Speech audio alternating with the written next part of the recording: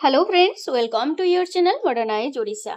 तो समस्ते थंबनेल देखि जानि सारिथिबे आज आमे ओडिया ग्रामर रो आज आमे ए गोटे क्लास रो ओडिया ग्रामर बा ओडिया व्याकरण रो सबु थियोरी कवर करिबा जोटा कि हमरो इंपोर्टेंट रहइबो एग्जाम पई कॉम्पिटिटिव एग्जाम आपण जहा भी दउजंदी बा एबे जो हमरो अपकमिंग एग्जाम होबा पई जाउची ओ ट्रिपल एसी अंडर रे अंगनवाड़ी सुपरवाइजर बा आईसीडीएस सुपरवाइजर आरआई अमीन एसएफएस असिस्टेंट आरआई ए सब पई भी इंपोर्टेंट रहइबो हैला।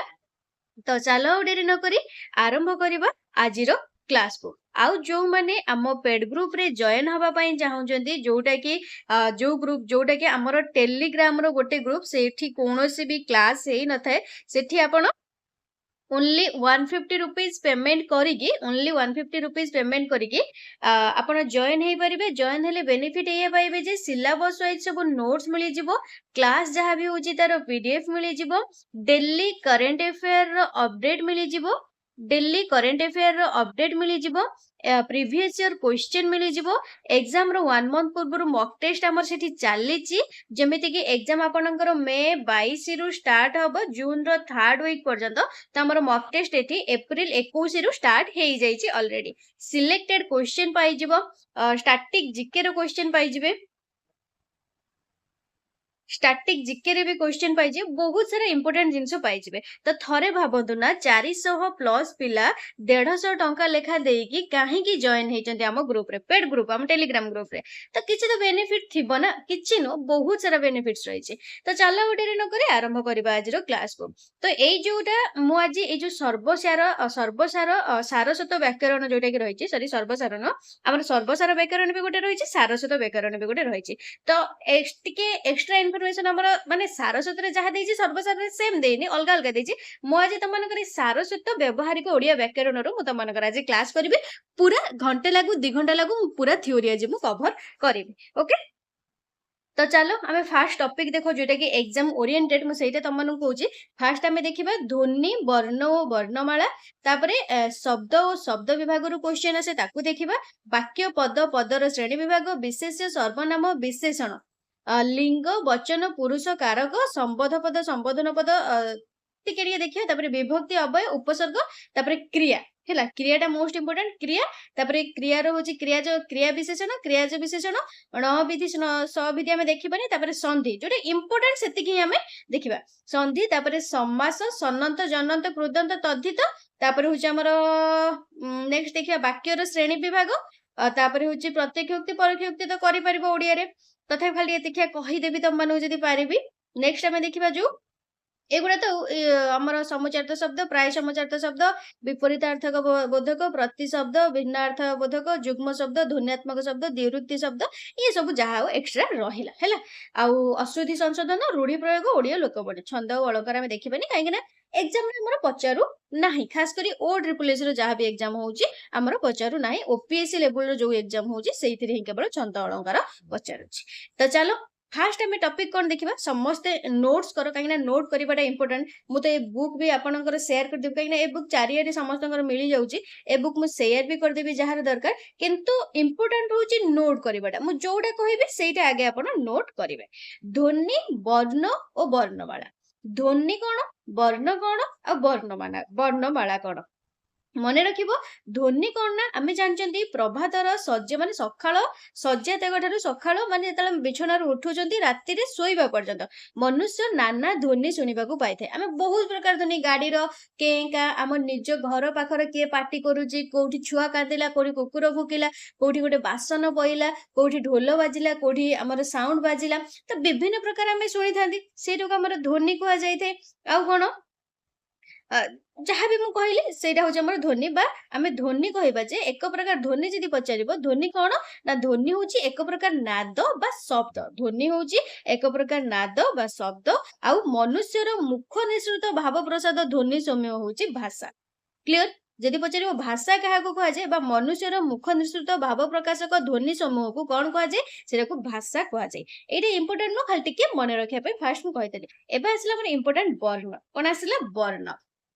मते कुह वर्ण कौन, वर्ण जदि पड़िबो पचारिबो फास्ट पॉइंट लेख ध्वनि मानकर लिखित रूप को कौन कहा जाए ध्वनि मानकर लिखित रूप को वर्ण कहा जाए मन रखिबो ध्वनि मान पचारि थाए ध्वनि मानकर लिखित रूप को डैश कहा जाए वर्ण कहा जाए नले एमिति पचारि देथिबो वर्ण काहाकू कहा जाय थाए ध्वनि मानकर लिखित रूप को ध्वनि मानकर कथित लिप को ना उभय ना कोनोसिटी नुह तो कोडा लिखिबो त माने जानिथिबो जोटा ध्वनि मानकर लिखित रूप को हमर वर्ण कुहा जाए आ वर्ण ध्वनि मानकर लिखन संकेत हेतिबारु ताहा लिपि वर्ण ध्वनि मानकर वर्णटा आमे जो जहाटा कहूची मु एबे कहूची कुकुर तो कुकुरटा मु लेखु भी पड़ुची तो सेटो हमर कोन कहै जे वर्ण ध्वनि मानकर लिखित संकेत को ए जो वर्ण हमर ध्वनि मानकर लिखित शब्दटा को आमे लिपि बोली कहिथानी कोन कहिथांती लिपि बोली कहिथांती बुझी पारले ना बुझी पारलेनी आमे लिपि बोली कहिथांती तो वर्णमाला आमे वर्ण देखुचंती वर्णमाला विषय जानिबा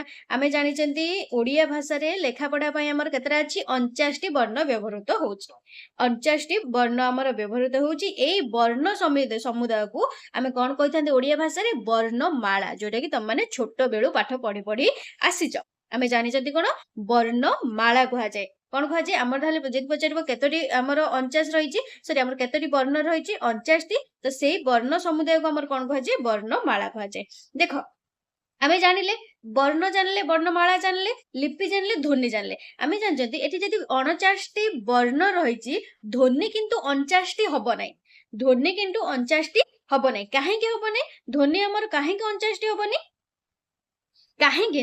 काहे ना आम पाखरे ओ हमर जो रहिची कोडा हर्षई दीर्घई आमे सेटा कोन कहउचंती इ अ आ हर्षई दीर्घई सेई इ ही कहउचन ना सेई इ ही कहउचन ना एठी गोटे इ रहइबो एठी ताल कोन गोटे कटिला तापर से भला आमे कोन कहउचंती ज गोटे वर्गे ज गोटे अंतस्थ च गोटे वर्गे ज गोटे होज हमर अंतस्थ च गोटे वर्गे ज अंतस्थ च तो एठी गोटे कटिला आ गोटे से भला स तालबेस मूर्धनेश दंतेश तालबेश मूर्धनेश दंतेश एठी आमे खाली कोन कहउचंती स हमर केतरा यदि पछे स अछि आमे जानचंती स कहउछ माने तीनटा स तालबेश मूर्धनेश दंतेश तो एठी भी कटला तो जदि पचारिबो हमर केतरी ध्वनि अछि तो मन रखिबो हमर ध्वनि 49 टी वर्णर 49 टी ध्वनि नाही 49 टी वर्णर हमर 49 टी ध्वनि नाही तो काटी देबो जेतेटा हबो सेतेटा क्लियर 49 टी वर्णर 49 टी ध्वनि नाही जदि पचारिबो हमर टोटल ध्वनि केते हमर स्वर ध्वनि होउची केतरा हला 8 टा स्वर वर्ण 11 हे पारे मु कहबी टोटल ध्वनि स्वर ध्वनि होउची 8 टा आ व्यंजन ध्वनि होउची हमर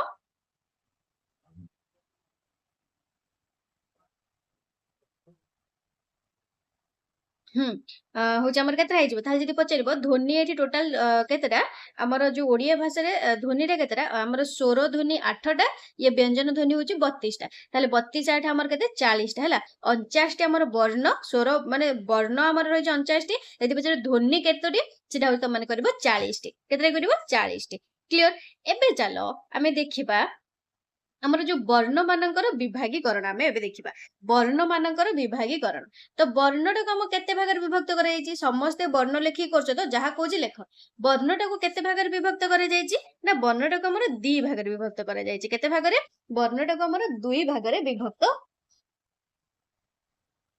वर्ण को हमर दुई भागरे विभक्त करा जायछि गोटे होछि स्वर वर्ण आ गोटे होछि व्यंजन वर्ण कोन गोटे स्वर वर्ण लेख आ गोटे होछि व्यंजन वर्ण फास्ट क्लियर फास्ट मु कोन कहली नोट बनैछ फास्ट मु कोन कहली फास्ट हमें जानचंदी ध्वनि होची कोन ध्वनि होची हमर विभिन्न प्रकार र थाए जोटा कि हमर पशु पक्षी समस्त थारु आ ध्वनि होची एक प्रकार हम ध्वनिटा काहा को कहितांती गोटे प्रकार नाद बा शब्द को हम ध्वनि कहितांती आ कोन कह जे भाषा काहा को कह जे मनुष्य रो मुख निश्चित भाव प्रकाश ध्वनि समूह को हमर भाषा कह जे मनुष्य रो मुख निश्चित भाव प्रकाशक ध्वनि समूह को हमर भाषा कह जे आ वर्ण तापर हम कोन पढिया वर्ण वर्ण काहा को कह जे ना ध्वनि मानकर लिखित रूप को हमर वर्ण कह जे कौन कह जाए वर्ण मानकर ध्वनि मानकर लिखित रूप को हमर वर्ण कह जाए आ ध्वनि मानकर लिखित संकेत को ध्वनि मानकर लिखन संकेत को बा वर्ण ध्वनि मानकर लिखन संकेत को हमर लिपि कह जाए पॉइंट कल तापर हमें देखले वर्णमाला हमर वर्णमाला केतरा रहिछि 49 टी वर्णमाला हमर केतरा रहिछि 49 टी किंतु वर्ण ध्वनि हमर वर्णमाला 49 टी हे पारे किंतु वर्ण ध्वनि 49 टी न वर्ण ध्वनि 49 टी नुह काहे कि भी कहिछि ताले वर्ण ध्वनि हमर केतटी 40 टी केते केमिति 40 हला म ताको भी कहबी काहे कि हमर स्वर जेमिति कि म एबे कहली हमर जो वर्णटा दुई भागरे विभक्त दुई भागरे विभक्त कौन गोटे हूँ स्वर वर्ण आ गोटे व्यंजन वर्ण गोटे हूँ स्वर वर्ण आ गोटे हूँ व्यंजन वर्ण तो स्वर वर्ण क्या कहुए फास्ट लेख स्वर वर्ण क्या कहुए ना अन्य वर्णर साहाय्य न नहीं जमीक आम कह अ आ हर्षे दीर्घ हर्ष दीर्घ रु ए ऐ ओ ये कौ वर्ण मानकर साहाय्य नौ उच्चारित हवाई उच्चारित हवाई जमीक आम कहीपर क आम कहते क कटा आमर अर साहाय्य नौ कटा आमर अरे साहाय्य नौ क आम कहते किंतु आम शुभुची ना आमको एमती लिखिपर ना क आम कि लिखुं कौन क कि शुभुची ना क आस लास्ट को तो से क अर साहाय्य नौ क अर साहाय्य नौ तो सही व्यंजन वर्ण हम किंतु एठी मु जो कहली जो 11 टी कहली अ आ हर्षे दीर्घ हर्ष दीर्घ रु ए ऐ ओ एको आम कहवाई निजे कह कहीकि देख ये कहार साहाय्य नौ कि उच्चारित हवाई ये उच्चारित हवाई कहार साहाय्य नहीं न था तो मन रख स्वर वर्ण क्या कहुए ना अन्य वर्णर साहाय्य न नहीं उच्चारित होइथिबा वर्ण मानकु आमर स्वर वर्ण कहुए अन्य वर्णर साहाय्य न नहीं उच्चारित होइथिबा वर्ण मानकु स्वर वर्ण कहुए जदि पचारिबो ओडिया भाषा रे स्वर वर्ण केतोटी ओडिया भाषा रे मन रखिबो स्वर वर्ण होची 11 टी जदि पचारिबो ओडिया भाषा रे स्वर ध्वनि केतोटी काईना वर्ण आमे जानचोनी तार ध्वनि भी अछि तो स्वर वर्ण होची 8 टी काहे 8 टी केमिति हला काईना जो ई सेटा गोटे गोटे कटला आ गोटे उ हर्ष दीर्घ गोटे कटिला है क्लीयर हो गला आमर आमर ओडिया भाषा रे 11 टी स्वर वर्ण अछि आउ आउ कोन होची स्वर ध्वनि होची आमर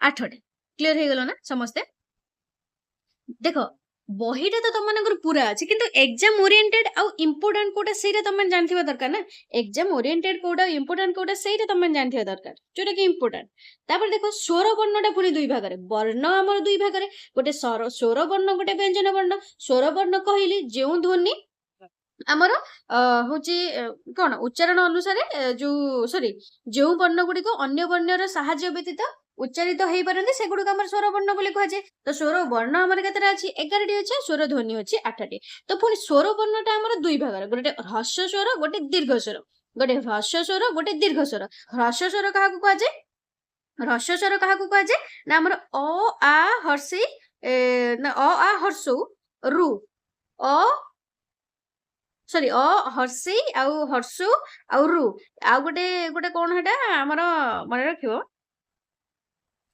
5 टी अच्छे आमर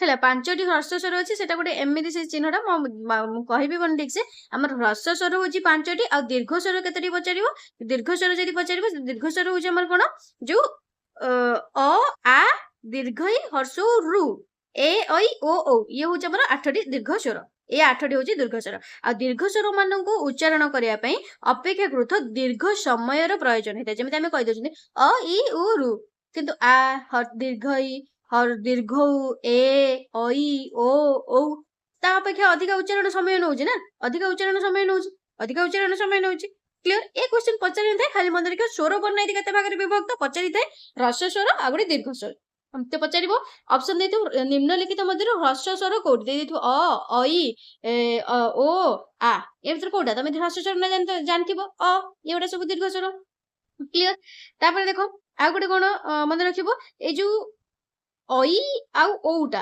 ऐ आउ ओटा ए दुटा आमर संयुक्त वर्ण बोली कहा जाए कौन कहा जाए संयुक्त वर्ण बोली कहा जाए क्लियर जमीती कि अ ठारू ओ पर्यंत आमर 11 टी स्वर वर्ण किंतु मात्र स्वर ध्वनि 8 टी कहीं ना अ आ हर्ष दीर्घ ए ऐ ओ 8 टी स्वर ध्वनि मध्यरु अ जमीती कहली अ आ गोटे इ आ गोटे उ ये होची ह्रस्व स्वरी ध्वनि एवं आ ए ऐ ओ ये होची दीर्घ स्वर ध्वनि उच्चारण रे ह्रस्व स्वर ठारू दीर्घ स्वर रो अधिक समय लागे जोडा मु कहि केछि सेया ही लिखिछि आउ कोन ए आउ ओ दुई टक हमर संयुक्त स्वर बा संध्यखर कहि थांते संयुक्त स्वर बा संध्यखर कहि थांते काहे संयुक्त माने कोन दीटा लागे कि संयुक्त माने दीटा लागे कि ऐ ऐ टक हम कोन कहजंती अ हर्षे मिसिले अ इ आमे अ भी गोटे कहजंती इ भी गोटे कहजंती तो अ इ तो कोन होची ऐरावत आमे ऐरावत कोन एमिति लिखुचंती एटा भूल हे जो ना तो आमे एमिति लिखुचंती ऐरावत जोटा कि ठीक एठी अ उ औ अ उ औ आमे अ भी गोटे अछि ओ भी गोटे अछि अ भी गोटे अछि ओ भी गोटे अछि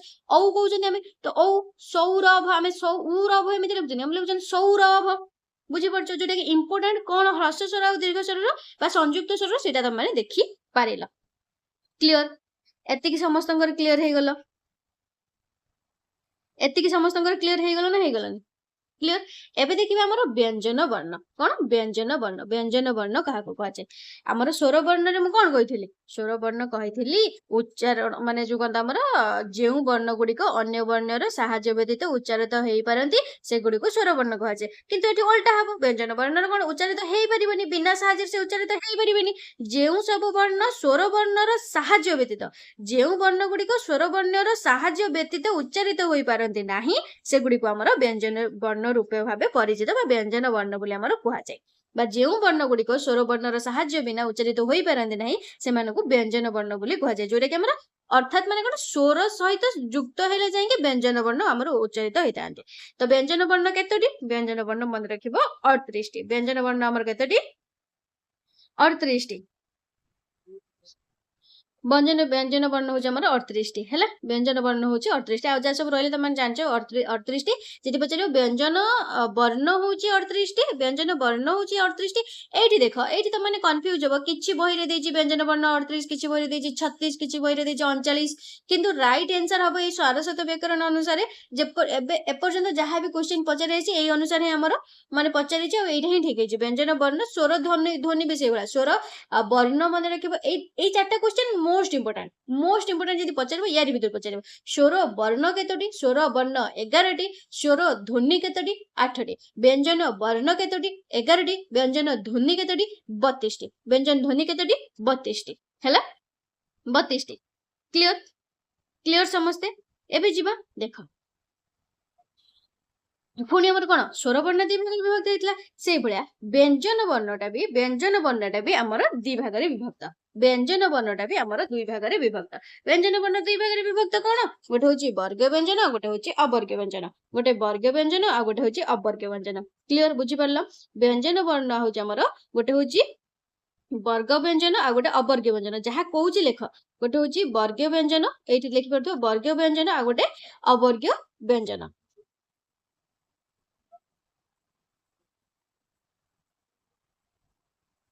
आमर जो आमे जदि टोटल व्यंजन वर्ण को देखिबा मन रख आमर कोन क ठार आरंभ कई कि पूरा लास्ट पर्यंत जाईची तो गोटे होची आमर वर्ग आ गोटे अवर्ग गोटे वर्ग आ गोटे एठी इंपोर्टेंट क्वेश्चन बाहर भला गोटे वर्ग आ गोटे अवर्ग गोटे वर्ग कोन मन रखिबो जो क ठारू म पर्यंत आमर 25 टी रहइबो क ख ग घ ङ च छ ज झ ञ त ठ ड ढ मूर्धन त थ द ध दंतेन प फ ब भ म ज र प फ ब भ म सॉरी 5 5 10 5 15 5 20 5 25 25 टी तो से जो क ठारू म पर्यंत जो रहिला से 25 टी को हमर स्पर्श वर्ण बोली कहै छै कोन कहै छै स्पर्श वर्ण बोली कहै छै बा वर्गीय व्यंजन बोली भी ताको कहि परबो स्पर्श वर्ण बा वर्गीय व्यंजन बोली मध्ये हमर कहै छै काहे कि ना एगुडे कर उच्चारण समय रे हमर जिह्वार अग्र बा मध्य बा मूलर सहाय्य नै कंठ ताळु मूर्धा दंत ओष्टादि को स्पर्श करियो पड़ि थाए जेते बेला हम एई जो स्पर्श व्यंजन एटा काहे की कहै छै काहे कि आमे जेतले क ठारू म पर्यंत कहउछथि निजे को क ख ग घ ङ च छ आमे कोन कंठ हम जो तंटीर भी यूज करचंदी कंठर ताळु माने हम मुंडर भी यूज करचंदी जो मूर्धन हम छाती रु भी आछी दांत भी लागुची ओठ भी लागुची कहले स प फ प फ ब भ म ये सब पूरा ओठ लागुची ना ओष्ट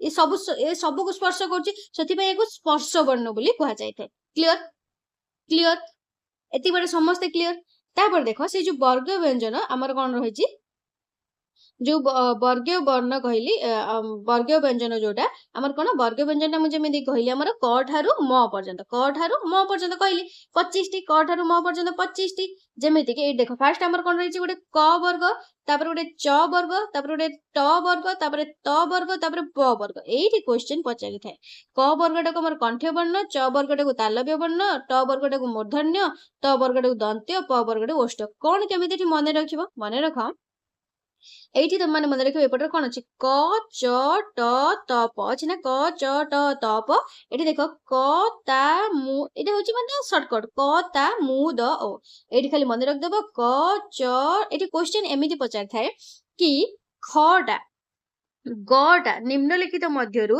एमिति क्वेश्चन पचारिबो निम्नलिखित मध्यरु केउंठी एक तालव्य वर्ण कोउंठी एक तालव्य वर्ण या भितरु कोउटा गोटे तालव्य वर्ण तमे कोन मन रखिबो कि सब तो तमे जानचो क ठारु म भितर किए गोटे हबो तालव्य क ठारु म भितर किए गोटे तालव्य हबो काइना वर्ग व्यंजन हमर अछि वर्ग व्यंजन हमर 25 टी स्पर्श वर्ण हमर 25 टी क ठारु म पर्यंत तो क ठारु म भितर किए गोटे हबो ऑप्शन लगे गोटे देइथिबो तो ता भितरु किए गोटे हबो होची तालव्य से पुनी पर्टिकुलर क ठारु म भितर किए तालव्य रे जीवो किए तालव्य रे जीवो ना हमर च जदि ऑप्शन देइथिबो च छ ज झ न्य ए पांचटा भितरु किए गोटे जदि गोटे ऑप्शन ता भितर गोटे ऑप्शन देइथिबो ना ता भितरु किए गोटे हमर तालव्य रे हबो तो सेटा केमिति मन रखिबो हम जानचंदी मन रखिबो क च ट त प आ गोटे होची क ता मु द ओ क च ट त प क ता मु द ओ कता मुद ओ माने क रो होची क वर्ग च रे च वर्ग ट वर्ग त वर्ग प वर्ग सबुथिरे हमर कोन पांचटा लेखा रहइबो जेमिति क वर्ग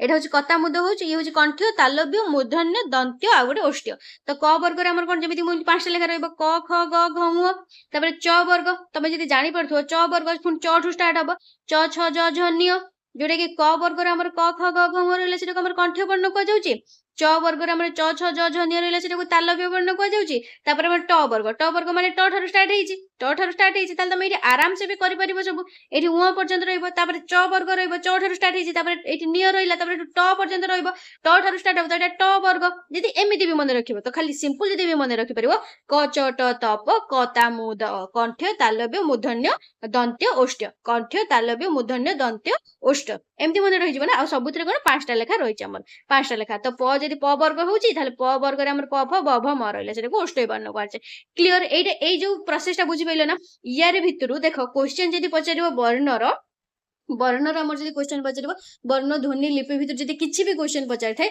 से हो जाई चारटा पांचटा जेमिति कि स्वर वर्ण केतोटी स्वर ध्वनि केतोटी ह्रस्व स्वर आ दीर्घ स्वर आ होची संयुक्त स्वर के हमर संयुक्त स्वर के जो जेमिति ऐ ओ कहली उदिर होची संयुक्त स्वर आ गोटे कोन पचारिबो त मनकर हाँ तापर व्यंजन वर्ण पुनी केते प्रकार व्यंजन वर्ण केतोटी व्यंजन वर्ण होची 39 टी ध्वनि होची 32 टी तापर व्यंजन वर्ण केते प्रकार दी प्रकार गोटे वर्ग गोटे अवर्ग तमे वर्ग व्यंजन पुनी केतोटी 25 टी बा स्पर्श वर्ण वर्ग वर्ण बा स्पर्श वर्ण बोली कहउछन्ती काहे कि आमे एटा कहउछन्ती से जो क ठारु म पर्यंत जो 25 टी रहिछि हमर ओठ ताळु मूर्धन्य दांत सब लागि के आमे कहउछन्ती तो सेति पय से जो 25 टी को स्पर्श वर्ण बोली कह जाउछि तो ता भितर पुनी पचारिबो कोन ठटा गोटे केउ वर्ण बा या भितर पचारिबो निम्नलिखित मध्यरु केउंटे एक मूर्धन्य वर्ण तो देइथिबो धर ठ छ ख थ फ बुझी पड़छ ना तो ए भितर किए तमे देखिबो ठटा होची मूर्धन्य तो ठ हमर ट वर्ग रे हमर ठ रहउची ट ठ ड ढ मूर्धन्य तो हमर मूर्धन्य वर्ग होई जबो जति के भितर क्वेश्चन पचारिबो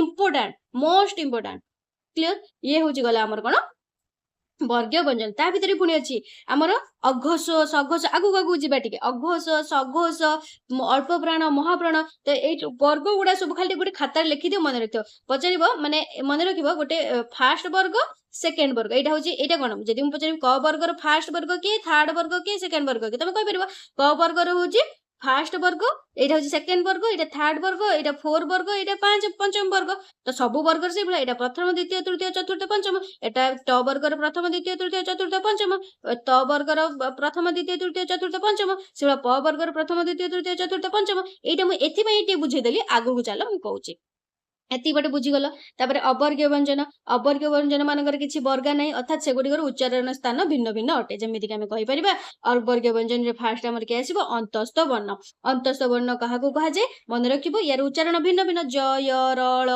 ल व ये सब उच्चारण एकागी उच्चारण किछि भी एकानु सब भिन्न तो उच्चारण क्षेत्र रे एगुडी को स्वर व्यंजन रो मध्यवर्ती हेतु एक हमर अंतस्थ वर्ण बोली कहा जाय आ एहा मध्य अर्ध स्वर नाम रे पड़ ये सब अधा ज य र ळ हम पूरा अ आ एम ज य र ल ल व एमिति कहउछन ना तो सेटा को अर्ध स्वर भी कहि थाए कोन एगुडा सब हमर कोन स्वर आ व्यंजन रो मध्यवर्ती रे रहला स्वर त हमर रहला 11 टी आ व्यंजन रहला जति कि मुसिति कहि देली व्यंजन माने पुनी वर्ग व्यंजन के क ठारु म पर्यंत तापर म पर के ज य र ल व ज म पर कोन म ज र ल य व तालब संबंध से सब ना तो से ज ठारु व पर्यंत सब बेले पांचटा देखिबो सब बेले हमर पांचटा देखिबो तो वो पर्यंत होची हमर कोन अंतस्थ वर्ण से भला उष्म वर्ण की हमर सौडा माने जोडा के हमर जो गुडा हमें कहिला बेले हम मुहरु उष्म बाहरते माने गरम टिके लागथे स ତାଲବେ ସ ମୁଧନେ ସ ମାନେ ପାଟରୁ ବାହାରୁଛି ଶୀତ ଦିନରେ କହିବ ଦେଖ ଧୂଆଁ ବାହାରିବ। ସ ତାଲବେ ସ ମୁଧନେ ସ ଦନ୍ତେ ସ ହ। ମୋ କହିବାର ମାନେଟା ବୁଝିପାରୁଛ ନା? ନିଜେ କହିକି ଦେଖ ତାଲବେ ସ ମୁଧନେ ସ ଦନ୍ତେ ସ ହ ଇଏ 4ଟି ହଉଛି ଆମର ଉଷ୍ମ ବର୍ଣ୍ଣ। ବୁଝିପାରିଲ? ବର୍ଗୀୟ ବ୍ୟଞ୍ଜନର 25ଟି ରହିଲା ସ୍ପର୍ଶ ବର୍ଣ୍ଣ କ ଠାରୁ ମ ପର୍ଯ୍ୟନ୍ତ ବା ଯୋଉଟା କଚ କଚଟ ତପ କତା ମୁଦ ଓ ସିଏ ବୁଝିପାରିଲ। ତାପରେ ଅବର୍ଗୀୟ ବ୍ୟଞ୍ଜନର ଆଉ ଯେତିକି ରହିଲା ନେକ୍ସଟ ସ୍ୱର ଠାରୁ ବ୍ୟଞ୍ଜନ ବର୍ଣ୍ଣକୁ ଛାଡି ଦେଇକି ସ୍ୱର ଆଉ ବର୍ଗୀୟ ବ୍ୟଞ୍ଜନକୁ ଛାଡି ଦେଇକି ଆଉ ନେକ୍ସଟ ଯେ ରହିଲା ସେ ସବୁ ଆମର ଅବର୍ଗୀୟ ବ୍ୟଞ୍ଜନରେ ଯିବ। ଅବର୍ଗୀୟ ବ୍ୟଞ୍ଜନ ସେ ପୁଣି ଡିଫରେଣ୍ଟ ଟାଇପର ଗୋଟେ ଅନ୍ତସ୍ଥ ବର୍ଣ୍ଣ ଉଷ୍ମ ବର୍ଣ୍ଣ ଅଯୋଗ ବାହ ତାପରେ ଆମର ଅନୁନାସିକ ବର୍ଣ୍ଣ ତାକୁ ସବୁ ଆମେ ଏଇ ଅଯୋଗ ବାହ ବର୍ଣ୍ଣ ହେଲା। ତ ଅନ୍ତସ୍ଥ ବର୍ଣ୍ଣ କିଏ ଆମର ଯିଏ ରହିଲେ ତାପରେ 5ଟା ତାପରେ ଉଷ୍ମ ବର୍ଣ୍ଣ କିଏ ସବୁ ସ ଗୁଡା ଆଉ ଅଯୋଗ ବାହ ବର୍ଣ୍ଣ କିଏ ତ ଯୋଉ ଆମର ଚନ୍ଦ୍ରବିନ୍ଦୁ ବିସର୍ଗ ଚନ୍ଦ୍ରବିନ୍ଦୁ ଆମର ଅନୁସାରେ ବିସର୍ଗ ଚନ୍ଦ୍ରବିନ୍ଦୁ ତ ଏଇ ବର୍ଣ୍ଣ ଗୁଡିକର ସ୍ୱର କିମ୍ବା ବ୍ୟଞ୍ଜନ ବର୍ଣ୍ଣର ଆଶ୍ରୟ ବିନା ଉଚ୍ଚାରିତ ହୋଇପାରନ୍ତି ନାଇଁ। ଏ ସବୁ ଆମର ସ୍ୱର ଆଉ ବର୍ଣ୍ଣ ମାନେ ବ୍ୟଞ୍ଜନ ବର୍ଣ୍ଣ ମିଶିକି ଇଏ ହଉଛି ଉଚ୍ଚାରିତ ହେଇଥାନ୍ତି। ଏଣୁ ଏଗୁଡିକୁ ଆଶ୍ରିତ ବର୍ଣ୍ଣ ବୋଲି କୁହାଯାଏ। ଅଯୋଗ ବାହ ବର୍ଣ୍ଣକୁ ଆଉ କଣ କୁହାଯାଏ? ଆଶ୍ରିତ ବର୍ଣ୍ଣ ବୋଲି କୁହାଯାଏ। ଉଷ୍ମ ବର୍ଣ୍ଣକୁ ଆମର ଉଷ୍ମ ବର୍ଣ୍ଣରେ ସ ସବୁ ରହିଲେ ଆଉ ଅନ୍ତସ୍ଥ ବର୍ଣ୍ଣକୁ ଆମର ଅର୍ଦ୍ଧସ୍ୱର ବି କୁହାଯାଇଥାଏ। ଇମ୍ପୋର୍ଟାଣ୍ଟ ବି ଇଏ। ଆଉ ରହିଲା ତାପରେ ନେକ୍ସଟ ଆମେ ଦେଖିବା ଅନୁନାସିକ ବର୍ଣ୍ଣ। ଅନୁନାସିକ ବର୍ଣ୍ଣ କଣ ମନେ ରଖିବ ଯେମିତି କହିଥିଲି ଯୋଉ କ ଚ ଟ ତ ପ କତା ମୁଦ କହିଥିଲି ସେଇଟା ଏଇଠି ଦେଖ ସେଇଠି ଇମ୍ପୋର୍ଟାଣ୍ଟ। ଅନୁନାସିକ ବର୍ଣ୍ଣ ପଚାରିଦେବ ୟା ଭିତରୁ କିଏ ଗୋଟେ ଅନୁନାସିକ ବର୍ଣ୍ଣ। ଅନୁନାସିକ ବର୍ଣ୍ଣ ଆମର କିଏ ମନେ ରଖିବ କଣ ଦେଇଛି? ପ୍ରତ୍ୟେକ ବର୍ଗର ପଞ୍ଚମ ବର୍ଣ୍ଣ। ପ୍ରତ୍ୟେକ ବର୍ଗର ପଞ୍ଚମ ବର୍ଣ୍ଣ। ବର୍ଗ ଏଠି ଆମର ମୁଁ କହିଛି କେତୋଟି ବର୍ଗ ବ୍ୟଞ୍ଜନ ପ୍ରତ୍ୟେକ ବର୍ଗ ଇଏ ସବୁ ଗୋଟେ ଗୋଟେ ବର୍ଗ କ ଚ ଟ ତ ପ ଇଏ ସବୁ ଗୋଟେ ଗୋଟେ ବର୍ଗ। ତ ପ୍ରତ୍ୟେକ ବର୍ଗର ସେ କଣ କହିଛି? ପଞ୍ଚମ ବର୍ଣ୍ଣ। ପ୍ରତ୍ୟେକ ବର୍ଗର ପଞ୍ଚମ ବର୍ଣ୍ଣ ସବୁ କିଏ? କ ଖ ଗ ଘ ମୋର ୟାର ପଞ୍ଚମରେ କିଏ ରହୁଛି? ଙ। ୟାର ପଞ୍ଚମରେ କିଏ ରହୁଛି? ନିୟ। ୟାର ପଞ୍ଚମରେ କିଏ ରହୁଛି? ଟ ବର୍ଗର ମୂର୍ଧେଣ। ତ ବର୍ଗର ପଞ୍ଚମରେ ନ। ପ ବର୍ଗର ପଞ୍ଚମରେ ମ। ତ ଇଏ ସବୁକୁ ଆମର ଅନୁନାସିକ ବର୍ଣ୍ଣ କୁହାଯାଏ। କି ଙ ନିୟ ଣ ନ ମ ଇଏ ହଉଛି ଆମର ଅନୁନାସିକ ବର୍ଗ। ତ ସେ ଏଇଠି ଏଇଟା ହିଁ କହିଛି। ମୁଁ ସେଥିପାଇଁ ବୁଝେଇଥିଲି ଏଇଟା ପ୍ରଥମ ଏଇଟା କ ବର୍ଗର ପ୍ରଥମ ବର୍ଗ ଦ୍ୱିତୀୟ ବର୍ଗ ତୃତୀୟ ବର୍ଗ ଚତୁର୍ଥ ବର୍ଗ ପଞ୍ଚମ ବର୍ଗ। ଏବେ ବୁଝିପାରିଲ କାହିଁକି ବୁଝେଇଥିଲି? ଅନୁନାସିକ ବର୍ଣ୍ଣ କାହାକୁ କୁହାଯାଏ ବା କିଏ ଅନୁନାସିକ ବର୍ଣ୍ଣ? ପ୍ରତ୍ୟେକ ବର୍ଗ। ତମେ ନ ଘୋଷିବ ବି କିଛି ଘୋଷିବା ଆବଶ୍ୟକ କି? ଲେଖିଦେଲ କଚଟ ତପ କତା ମୁଦ ଓ କଣ୍ଠ୍ୟ କତା ମୁଦ ଓ କଣ୍ଠ୍ୟ ତାଲବ୍ୟ ମୂର୍ଧନ୍ୟ ଦନ୍ତ୍ୟ ଓଷ୍ଟ୍ୟ। ଏପଟରେ କ ଚ ଟ ତପ କ ପାଖରୁ ସବୁଥିରେ ତ 5ଟା ଆଉ କ ପାଖରୁ କ ତାପରେ ଚ ପାଖରୁ ଷ୍ଟାର୍ଟ ହବ ଆଉ ତାପରେ କ ଚ ଟ ତାପରେ ଟ ତାପରେ ତ ପାଖରୁ ତାପରେ ପ ପାଖରୁ ବୁଝିପାରୁଛ ନା? କିଛି ଘୋଷିବା ବି ଆବଶ୍ୟକ ନାହିଁ। ଖାଲି ମନେ ରଖିବ ପ୍ରତ୍ୟେକ ବର୍ଗର ପଞ୍ଚମ ବର୍ଣ୍ଣ ହଉଛି ଅନୁନାସିକ ବର୍ଣ୍ଣ। ଅନୁନାସିକ ବା ଅନୁନାସିକ ବର୍ଣ୍ଣ କହିଥାନ୍ତି କାହିଁକି ନା ଏଇଗୁଡାକର ଉଚ୍ଚାରଣ ସମୟରେ ଆମର ନାକର ସାହାଯ୍ୟ ଙ ନିୟ ଣ ନ ମ ଏସବୁ ଆମର ନାକର ହଉଛି ନା ଅନୁସାରେ ବିସର୍ଗ ଚନ୍ଦ୍ରବିନ୍ଦୁ ଏସବୁ ନାକରେ ୟୁଜ ହଉଛି। ତ ଇଏ ସବୁ ହଉଛି ଆମର କଣ କହିପାରିବା ଆମର ଅନୁନାସିକ ବର୍ଣ୍ଣ ବୋଲି କହିପାରିବା। ଅନୁନାସିକ ବର୍ଣ୍ଣରେ କିଏ ଗଲେ? ଙ ନିୟ ଣ ନ ପ୍ରତ୍ୟେକ ବର୍ଗର ପଞ୍ଚମ ବର୍ଣ୍ଣ ପ୍ଲସ ଆମର ଯୋଉ ରହିଥିଲା କିଏ ଆଉ କୋଉ ବର୍ଣ୍ଣ ଆମର ଅଯୋଗ ବାହ ବର୍ଣ୍ଣ। ଅଯୋଗ ବାହ ବର୍ଣ୍ଣ ଆଉ ପ୍ରତ୍ୟେକ ବର୍ଗର ଅଯୋଗ ବାହ ବର୍ଣ୍ଣ କିଏ? ଅନୁସାରେ ବିସର୍ଗ ଚନ୍ଦ୍ରବିନ୍ଦୁ ନା। ତ ସେ ଦିଟା ମିଶିକି ହଉଛି ଆମର ଅନୁନାସିକ ବର୍ଣ୍ଣ ବା ଯାହାର ଉଚ୍ଚାରଣରେ ଆମର ନାକର ୟୁଜ ହେଇଥାଏ ବା ନାକର ସାହାଯ୍ୟ ନେଇଥାନ୍ତି ତ ସେଟାକୁ ଆମର ଅନୁନାସିକ ବର୍ଣ୍ଣ ବୋଲି କୁହାଯାଏ। କ୍ଲିୟର? ତାପରେ ଦେଖ ଆମର ଏ ଉଚ୍ଚାରଣ ସ୍ଥାନ ଅ ଆ କ ଖ ଗ ଏଇଟା ଗ ଘ ଙ ହ ଇଏ ସବୁ କୋଉଠୁ ଆସିଛି? କଣ୍ଠରୁ କଣ୍ଠ୍ୟ ବର୍ଣ୍ଣ ତାଳୁ ତାଲବ୍ୟ ବର୍ଣ୍ଣ ମୂର୍ଧନ୍ୟ ବର୍ଣ୍ଣ ଏ ସବୁ ଆସିଯିବ ତମମାନଙ୍କୁ ଏଇ ଯୋଉ କ ଠାରୁ ମ ପର୍ଯ୍ୟନ୍ତ ଏ ସବୁ ଆସିଯିବ ହେଲା। ଅ ଆ ବି ରହିବ ଇଏ ସବୁ ଟିକେ ଦେଖିଦବ। ତାପରେ ରହିଲା ଅଳ୍ପ ପ୍ରାଣ ବ୍ୟଞ୍ଜନ। ଅଳ୍ପ ପ୍ରାଣ ମହାପ୍ରାଣ ଆଉ ଗୋଟେ ଅଘୋଷ ସଘୋଷ ହେଲା। ଏତିକି ଇମ୍ପୋର୍ଟାଣ୍ଟ ଆଉ ତାପରେ କିଛି ଆବଶ୍ୟକ ନାହିଁ। ଏଇ 4ଟା ଦେଖ ଏତିକି ଇମ୍ପୋର୍ଟାଣ୍ଟ। ଅଳ୍ପ ପ୍ରାଣ ବ୍ୟଞ୍ଜନ ପୁଣି କାହାକୁ କୁହାଯାଏ? ଯେଉଁ ବର୍ଣ୍ଣ ମାନଙ୍କର ଉଚ୍ଚାରଣରେ ଅଳ୍ପ ପ୍ରାଣ ବା ଅଳ୍ପ ବାୟୁ ନିର୍ଗତ ହୁଏ ସେଗୁଡାକ ଆମର ଅଳ୍ପ ପ୍ରାଣ ବ୍ୟଞ୍ଜନ କୁହାଯାଏ। ମୋଷ୍ଟ ଇମ୍ପୋର୍ଟାଣ୍ଟ ଅଳ୍ପ ପ୍ରାଣ ବ୍ୟଞ୍ଜନ କାହାକୁ କୁହାଯାଏ? ଯେଉଁ ବର୍ଣ୍ଣ ମାନଙ୍କର ଉଚ୍ଚାରଣରେ ଅଳ୍ପ ବାୟୁ ଆମର ଦରକାର ହୁଏ ସେଇଟାକୁ ଆମର ଅଳ୍ପ ପ୍ରାଣ ବ୍ୟଞ୍ଜନ ବୋଲି କୁହାଯାଏ। ଯୋଉଟା କି କିଏ ଅଳ୍ପ ପ୍ରାଣ ବ୍ୟଞ୍ଜନ ପୁଣି କିଏ ପଚାରିବ? ମନେ ରଖିବ ପ୍ରତ୍ୟେକ ବର୍ଗ ଯୋଉ କହିଥିଲି କ ଚ ଟ ତ ପ ପ୍ରତ୍ୟେକ ବର୍ଗର ସେଇଠି କଣ କହିଛି? ପ୍ରଥମ ତୃତୀୟ ପଞ୍ଚମ। କଣ? ପ୍ରଥମ ତୃତୀୟ ପଞ୍ଚମ ଏଗୁଡା ସବୁ ବର୍ଗ କହିଲା ପ୍ରଥମ ତୃତୀୟ ପଞ୍ଚମ ସେ ହଉଛି ଅଳ୍ପ ପ୍ରାଣ। ତ ପ୍ରତ୍ୟେକ ବର୍ଗ ଇଏ 5ଟା ବର୍ଗ ପ୍ରତ୍ୟେକ ବର୍ଗର ପ୍ରଥମ ତୃତୀୟ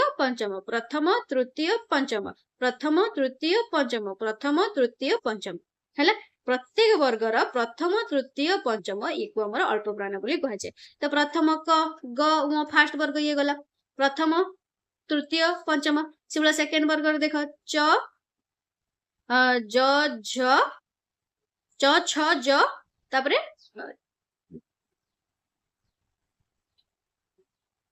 च ज निय च ज निय ये टिके माने देखा जाउनी क्लियरली च ज निय से थर्ड र ट ड मूर्धन तापरे फोर्थ र त द न फिफ्थ रे होची प ब म तापरे आ जो रहला कि ज र ल व ये एक्स्ट्रा टा जो ज र ल व ये होची हमर अल्प प्राण व्यंजन के मन रहला अल्प प्राण व्यंजन के रहइबो प्रत्येक वर्गर प्रथम तृतीय पंचम वर्ण सहित ज र ल व ये होची हमर अल्प प्राण व्यंजन कहा जिवो सेबला महाप्राण व्यंजन का जे जे वर्ण मानकर उच्चारण रे अधिक वायु निर्गत होइते से महाप्राण व्यंजन कहा जे। तो प्रत्येक वर्गर मन रखिबो द्वितीय चतुर्थ प्रत्येक वर्गर द्वितीय चतुर्थ द्वितीय रे फास्ट रे के आसीबो ख आउ चतुर्थ रे के क ख ग घ घ ख घ से लास्ट रे के सेकंड रे के छ ज तापर ठ ड तापर थ ध तापर फ ब आउ तापर सबु स आउ ह सबु स ह ये होची महाप्राण व्यंजन। तापर होची गोटे कोन के बुझी परला अल्प प्राण महाप्राण। तापर होची अघोष सघोष। अघोष क्या कहुए जो वर्ण गुड़िकर उच्चारण में स्वर तंत्र आमर कंपित होता है कंपित हो न थाए से गुड़िक आमर अघोष बोली अघोष व्यंजन बोली कही था। अघोष व्यंजन आमर किए जीव प्रत्येक वर्गर से प्रथम द्वितीय आउ किए प्रथम द्वितीय वर्ण आउ सब स गुड़ा ये सब अघोष रे जीव प्रथम द्वितीय सब किए सब वर्णर जमीक कि फास्ट वर्णर क ख ये हूँ अघोष। तापर सेकेंड वर्णर जमी च वर्गर च छ तापर क च ट वर्गर ट ठ त वर्गर त थ तापर प वर्गर प फ ये हूँ सब हूँ आमर अघोष रे जीवे आउ सब किए स गुड़ा तालबेश मुंदे दंत ये सब आमर अघोष व्यंजन रे जीवे। तापर सघोष सघोष कौन जीव जो वर्ण गुड़िकर उच्चारण में स्वरतंत्री कंपित होता है जो वर्ण गुड़िकर उच्चारण में स्वरतंत्री कंपित होता है से गुड़ाक आम सघोष व्यंजन बोली कहुए जमीक प्रत्येक वर्गर तृतीय चतुर्थ और पंचम प्रत्येक वर्गर तृतीय चतुर्थ और पंचम पंचम सहित कि ज र ल व ये हूँ आम सघोष व्यंजन। एति बाट आई थिंक समस्त क्लीयर हो जाए जदि भी न क्लीयर हो वीडियो को आउ थे जो टी न बुझीपार वीडियो टिके बैक करके देखीदेव आराम से बुझी पार।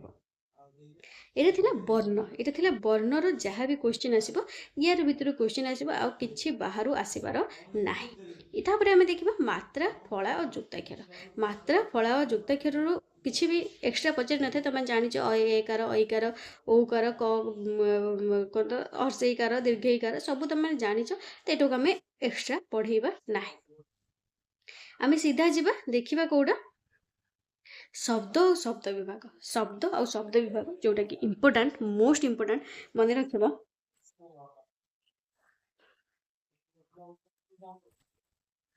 पचारि थाए शब्द सब बेले केते प्रकार शब्द क्या कहुए शब्द आमर मन रख फास्ट क्वेश्चन देख ये बहुत एक्सट्रा जिनस अच्छी ना एक्सट्रा जिनस जानी कौन कर तुम थोड़ी ना ओडिया पीजी के पीएचडी कर आमर तो एग्जाम ओरिएंटेड जिनस जाना एग्जाम रे जहाँ पचार आम करके आसवा तुम मन से एग्जाम ओरिएंटेड ही कौच एक्सट्रा माने एक्सट्रा नुह किसी दरकार भी नहीं तुम देखी आस प्रीवियस ईयर क्वेश्चन को जो एग्जाम प्रीवियस ईयर क्वेश्चन गोटे जोटा किसी पचारि ही न था पचारि ही न था ये जो गोटे पारा ये लिखी ये पाराटा मुझे पढ़े तुम कहीं शुणे कह ना कहीं शुणे आवश्यक ही नहीं।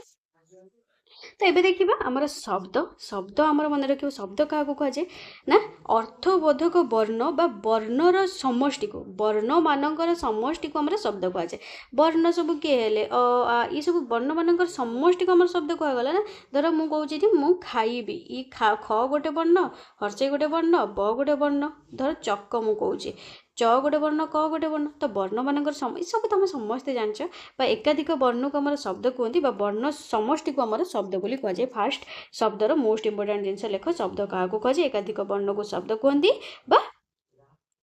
आमर वर्णर समष्टि को अर्थबोधक वर्ण को भी आमर अर्थबोधक वर्ण को आमर शब्द बोली कहुए जमीक अर्थबोधक वर्ण मान कौन जमीक आम कहीपर ये माँ माँ आम कहले जननी को भी बुझाऊे क ये कहले जल को बुझाऊे अहि कहले साप को बुझाऊे कमल को कहले पद्म बुझाऊे ये सब तुम मैंने जाच। आ अर्थहीन वर्ण बा वर्ण समष्टि शब्द नुह तुम कह सब वर्णर समष्टि को जमीक जार किसी अर्थ न थाए आ अर्थबोधक भी मुझे अर्थबोधक वर्ण बा वर्ण समष्टि को शब्द कहे तुम कह ठीक अच्छे मुझे कहि टनप टनपर किसी बुझी पार्छ किसी मान अच्छी से कह मप टाब टाब किसी अच्छी किसी ना ना तो से आमर एठी जोटा अर्थ न बुझाइले कौन वर्ण को वर्ण समष्टि को शब्द बोली कह जाय पारे माने जेमिति कि पिटण गोटे कहवा पिटण पिटण गोटे कौन किसी अच्छी ता माने अच्छी किसी गोटे टरप कहवा टरप को जोड़ी देले कहबे ये गोटे वर्ण ना हेई परिबनी वर्ण बुझी परछ तो आम जब यहाँ हूँ फास्ट इंपोर्टाट जिन गला वर्ण क्या कहुए सेकेंड जिन पचार था वर्ण के सरी शब्द फास्ट गला क्या कहुए शब्द केते प्रकार मन रख मोस्ट इंपोर्टाट क्वेश्चन सब पचार था शब्द केते प्रकार शब्द हूँ 4 प्रकार गोटे तत्सम तद्भव देशज वैदेशिक सब क्वेश्चन आसी था एक्सट्रा ता छड़ा भी आमर रही कौन जमी तुम देखिपर इंग्राजी शब्द अच्छी पार्सी आरबी पर्तुगीज शब्द अच्छी कहीदेवी कहीं क्वेश्चन सब पचारि थाए एगुड़ा आ तुम ये गोटे क्वेश्चन पचार मैम एगुड़ा कौटी केमी मन रख केमी मन नु खाली प्राक्ट कर सीधा घोषी पक जमी घोषुल प्लस टू रे एक से घोषी पक तापर जाए तुम 2-3 बार रखिपार कहीं या भर पचार थाए अंगुर एक केउ शब्द पिस्तल एक केउ शब्द बाल्टी एक केउ शब्द बंधुक एक केउ शब्द पचारिदेव एवढा किसी ना फर्मुला किसी ना सीधा मन रख खाली शब्द केते प्रकार 4 प्रकार तत्सम तद्भव देशज वैदेशिक तत्सम शब्द क्या कहुए तत्सम शब्द क्या कहुए फास्ट आम पचार तत्सम शब्द क्या कहुए माने जमीक संस्कृत भाषार अनेक शब्द आमर अविकृत भाव में ओडिया भाषा व्यवहृत होचे आम व्यवहार करुवा अविकल संस्कृत शब्द गुड़ी को आमर तत्सम शब्द कहुए तुम एमती भी कहीपर एमती भी कहीपर ओडिया माने संस्कृत भाषा रे अनेक शब्द जमीक मुझे कहली संस्कृत भाषा रे अनेक शब्द अविकृत भाव में ओडिया भाषा में व्यवहृत होची से मानक आमर तत्सम बोली जो कहूँ माने संस्कृत तत्सम तत् माने ताहा सहित सम माने समान ताहा सहित जोड़ा समान बा संस्कृत सहित जोड़ा समान आमर बा तत्सम अर्थ होची ताहा सहित बा संस्कृत सहित जोड़ा समान से तत्सम बोली कहुए संस्कृत सहित समान कोडा आमर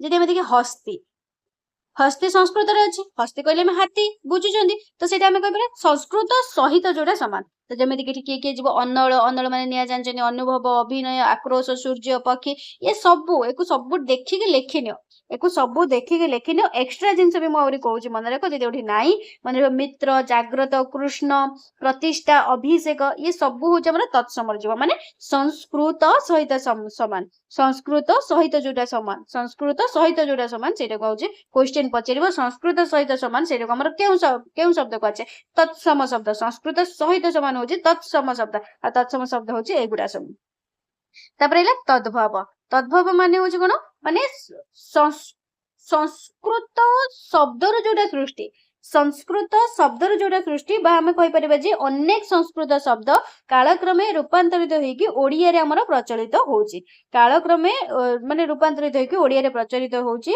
आ मध्य अपभ्रंश शब्द बोली आम कही थांती कहीं जहाटा हमर जोटा एक्चुअल टा सेटा आम कही न थांती जेमिति कि एठी तुमको एग्जांपल मु देबी देख अग्नि अग्नि को आम कौन कहते अग्नि आमर अग्नि जल गोटे अग्निरा पूर्णिमा अच्छे आम आज अग्नि जल अग्नि जले अग्नि नुह अग्नि जले तो सीटा आम कौन कहते माने अपभ्रंश करदे अग्नि को अग्नि करदे बुझी भी पार्टी अग्नि माने आम निआ जलैबा अग्नि माने निआ जलैबा तो से ही कही अपभ्रंश शब्द बोली भी कही समान कि अग्नि सहित अग्नि अग्नि जहाँ अग्नि कहले आम से बुझी जाऊँ किंतु अलग ना अपभ्रंश करदे अग्नि को अग्नि करदे न फल हर्षे काले न फल काटी अग्नि करदे बुझीपार ना माने संस्कृत बा संस्कृत सहित जोड़ा समान से तद्भव कहुए आ संस्कृत सॉरी संस्कृत सहित जोड़ा समान से तत्सम आ जो संस्कृत रु आसी तद्भव जमीक आम ये कहीपर घृत्य घृत्य माने घी आम जानते आम घृत्य माँ टे घृत्य देले मुझे भात खाइबी माँ टे घी दे आम खाइबी कहते ना तो सहीटा हूँ तत्सम जमी मान तद्भव तो तत्सम देख तत्सम कौन जो संस्कृत रही संस्कृत सहित सामान संस्कृत सहित सामान अग्नि तो तद्भव तार अग्नि कर अष्ट संस्कृत अष्ट ये तद्भव 8 उद्गीता तो ओत्ता कर अलग तख्त जो अलदा अलदा लगे तुम कौच मुझे आज मंदिर जी अलग तख्त लगे जी अलग तख्त तो कौन ना ये हूँ संस्कृत एटा संस्कृत तत्सम माने कौन संस्कृत सहित समान तत्सम माने ताहा सहित समान जो संस्कृत सहित समान आ तद्भव माने उद्भव संस्कृत रु जात किंतु ताको हमें अपभ्रंश कर देइछन संस्कृत रु जात किंतु ताको हमें अपभ्रंश कर देइछन सेटा होची तद्भव तत्सम तद्भव भीतर आई थिंक कि तुम मानक भीतर किछि कंफ्यूज रहिबो नै नव नव माने न आम जान आम कहते नव मत हूँ 9 टंकार ପିଆଜ ଦିଅ। 90 ଟଙ୍କାର ସେଠି 90 ଟଙ୍କାର ପିଆଜ ଭାଇ କଣ? ତୁଇ କହ ମତେ 9 ଟଙ୍କାର ଆଳୁ ଦେ ପିଆଜ ଦେ ମୁଁ ଯିବି ଘରକୁ। ଆରାମସେ 9 ଟଙ୍କାର ସେ ପିଆଜ ଆଳୁ ଖୋଲିକି ଦବ। ସେଟା ଅଲଗା କଥା। ପିଆଜ ରେଟ୍ ଆଜି କଣ ଆଳୁ ରେଟ୍ କଣ ମୁଁ ଏକ୍ସାମ୍ପଲ ଦଉଛି। କ୍ଲିୟର? ଚନ୍ଦ୍ର ଆମେ କହୁଛନ୍ତି ଚନ୍ଦ୍ର ଆସିଲାଣି, ଏଇ ଚାନ୍ଦ ଆସିଲାଣି ରେ, ଚାଲ କୁଆଁର ପୁନେଇ କରିବା। ଚାନ୍ଦ ଚନ୍ଦ୍ର କହୁନାହାନ୍ତି, ଏଠି ସେଥିପାଇଁ ଅପଭ୍ରଂଶ କୁହାଯାଏ। କାହାକୁ? ତଦ୍ଭବକୁ ଆମର ଅପଭ୍ରଂଶ କୁହାଯାଉଛି। ତଦ୍ଭବକୁ ଆମର ଅପଭ୍ରଂଶ କୁହାଯାଉଛି। ତଦ୍ଭବ ମାନେ ସଂସ୍କୃତରୁ ଆସିଛି କିନ୍ତୁ ଆମେ ଜାଣିଛନ୍ତି ଚାନ୍ଦ ମାନେ ଚନ୍ଦ୍ର, ଚନ୍ଦ୍ରକୁ ଦେଖି ଜହ୍ନକୁ ଦେଖିକି ଆମେ କହୁଛନ୍ତି ତାକୁ ଚାନ୍ଦ ବୋଲି କହୁଛନ୍ତି। ତ ଚନ୍ଦ୍ର ବି ଆମେ କହିଥାନ୍ତି ନା, ଚନ୍ଦ୍ର କହିଥାନ୍ତି ନା ତାକୁ। କ୍ଲିୟର? ଜ୍ୱର ଆମେ ଜ୍ୱର କହୁଛନ୍ତି, ସଂସ୍କୃତ ଶବ୍ଦଟା ହଉଛି ମାନେ ଜ୍ୱର ବା ଜର ହେଇଛି ତାକୁ ଜର। ଜର କହୁଥାନ୍ତି ନା ଜର। କ୍ଲିୟର? ଏଗୁଡା ହଉଛି ଆମର ସବୁ ତଦ୍ଭବ ଶବ୍ଦ। ଏଇଟା ଘୃତ, ଘୃତଟାକୁ ଆମେ କହୁଛନ୍ତି ଘିଅ। ଯେମିତି କି ଘୃତଟାକୁ ଆମେ କଣ କରିଦଉଛନ୍ତି? ଘିଅ। ମୃତ୍ତିକା ମାଟି, କିନ୍ତୁ ଆମର ସଂସ୍କୃତରୁ ଆସିଛି ନା, ସଂସ୍କୃତରୁ ଉଦ୍ଭବ। ତତ୍ସମ ତଦ୍ଭବ ଆଇ ଥିଙ୍କ କ୍ଲିୟର। ତାପରେ ଆସିଲା ଦେଶଜ। ମାନେ ମାନେ ଯଦି ମୁଁ କହିବି ତତ୍ସମ ତଦ୍ଭବ କଥା, ତତ୍ସମ ଭାବରେ ମୂଳ ସଂସ୍କୃତ ଶବ୍ଦ ପରି। ତତ୍ସମଟା ହଉଛି ମାନେ ସଂସ୍କୃତ ସହିତ ସମାନ ବା ମୂଳ ସଂସ୍କୃତ, ତା ମୂଳଟା ହଉଛି ସଂସ୍କୃତ।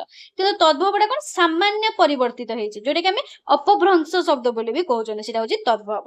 ହେଲା? ତାପରେ ଦେଶଜ ଶବ୍ଦ। ଦେଶଜ ଶବ୍ଦ କାହାକୁ କୁହନ୍ତି? ଓଡିଆରେ ବ୍ୟବହୃତ ହଉଥିବା କେତେକ ଶବ୍ଦ ସଂସ୍କୃତ ବା ପ୍ରାକୃତ ମୂଳକ ନୁହନ୍ତି। ତ ଯୋଉଗୁଡା କି ଯୋଉ ଶବ୍ଦ ଗୁଡିକ ଦେଶରେ ବ୍ୟବହୃତ ହଉଥିବା ପ୍ରାଚୀନ ଆଦିମ ଭାଷାରୁ ଆମର ଆସିଛି ବା କାଳକ୍ରମେ ସେଇଟା ଦେଶବାସୀଙ୍କ ଦ୍ଵାରା ସୃଷ୍ଟି ହେଇ ଆସିଛି, ସେଇଗୁଡାକୁ ଆମେ ଦେଶଜ ଶବ୍ଦ ବୋଲି କହିଥାନ୍ତି। ଯେମିତିକି ମୁଁ ତମମାନଙ୍କୁ ଏକ୍ସାମ୍ପଲ ଦେବୁ, ଏ ଡେଙ୍ଗା ବାଙ୍ଗରା ମଲାଟ ମୁଁ ମଡେଇମି ବହିର ଖାଣ୍ଟି, ପୁରା ଖାଣ୍ଟି ଓଡିଆ ତମ ଭାଷାରେ। ଖାଣ୍ଟି ଓଡିଆ ଯୋଉ କଣ ନା, କଣ ଗୋଟେ ଗୀତ ଆସୁନଥିଲା ନା, ଦହି ପାଣି ନା ସେ ଦହି ବରା ଖାଇ ଜାଣିବ ଖାଣ୍ଟି ଓଡିଆ ନୁହଁ। ଖାଣ୍ଟି ଇଏ ସବୁ ଭାଇ ତମ ଦେଶଜ, ଆମେ ହିଁ ବାହାର କରିଛନ୍ତି। ତ ଦେଶଜ କାହାକୁ କୁହାଯାଇଥାଏ? ତତ୍ସମ ତଦ୍ଭବ ଶବ୍ଦକୁ ଛାଡିଦେଲେ ଆହୁରି ଅନେକ ଶବ୍ଦ ଓଡିଆ ଶବ୍ଦ ଭଣ୍ଡାରରୁ ସମୃଦ୍ଧ କରିଛନ୍ତି, ବା ଯେଉଁ ଶବ୍ଦ ଗୁଡିକ ମୂଳ ଉତ୍ପତ୍ତି ସ୍ଥଳ ଏଯାଏଁ ନିରୂପିତ ହୋଇନାହିଁ। ଏହାର ମୂଳ ଉତ୍ପତ୍ତିଟା କଣ ଆମେ ଜାଣିନାହାନ୍ତି। ମତେ କହିଛି ଯେ ମୁଁ ଖାଣ୍ଟି କଥାଟା କହିଲି, ଏହାର କିଛି ମୂଳ ଅଛି? ମୂଳ ଡାଳ କୋଉଠୁ କଣ ସୃଷ୍ଟି ତମେ ଜାଣିଛ? ଯଦି ତମେ ଏଇଠି ଗୋଟେ ଜିନିଷ କହିବ, ଯଦି ତମେ ଏଇଠି କହିବ ଯେ ମୁଁ ଯେମିତି ତମମାନଙ୍କୁ କହିଥିଲି ଜାମାତା, ଜାମାତା ମାନେ ହଉଛି ଆମେ ଜାଣିଛନ୍ତି ଜ୍ୱାଇଁ, ଜ୍ୱାଇଁକୁ ଆମେ କହିଥାନ୍ତି ଜାମାତା। ଜାମାତା ମାନେ ହଉଛି ଜ୍ୱାଇଁ। ତମର ଜାଣିଛନ୍ତି ଜ୍ୱାଇଁ ଜାମାତା ରୁ ଜ୍ୱାଇଁ ହେଇଛି, ଏଇଟା ହଉଛି ତତ୍ସମ, ଏଇଟା ହଉଛି ସଂସ୍କୃତ ସହିତ ସମାନ। ତା ମାନେଟା ଜ୍ୱାଇଁ ଏଠି କହିପାରିବା, ତଦ୍ଭବ ତହିଁରୁ ଜାତ ହେଲା। କିନ୍ତୁ ଖାଣ୍ଟି ଯୋଉ ଜିନିଷଟା ମୁଁ ଏଠି କହିଲି, ଖାଣ୍ଟି କିଛି ଅଛି? କିଛି ଅଛି? କିଛି ଅଛି?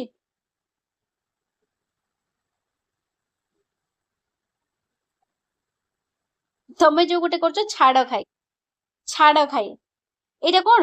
ଏଇଟା କୋଉଠୁ ଅଛି? ୟାର ସଂସ୍କୃତର କିଛି ମାନେ ୟାର ଶବ୍ଦ କୋଉଠୁ ଆସିଛି ତମେ ଜାଣିଛ? ତମେ ନିଜେ କହୁଛ ନା, ଇଏ ସବୁ ହଉଛି ଦେଶଜ। ବୁଝିପାରିଲ ନା?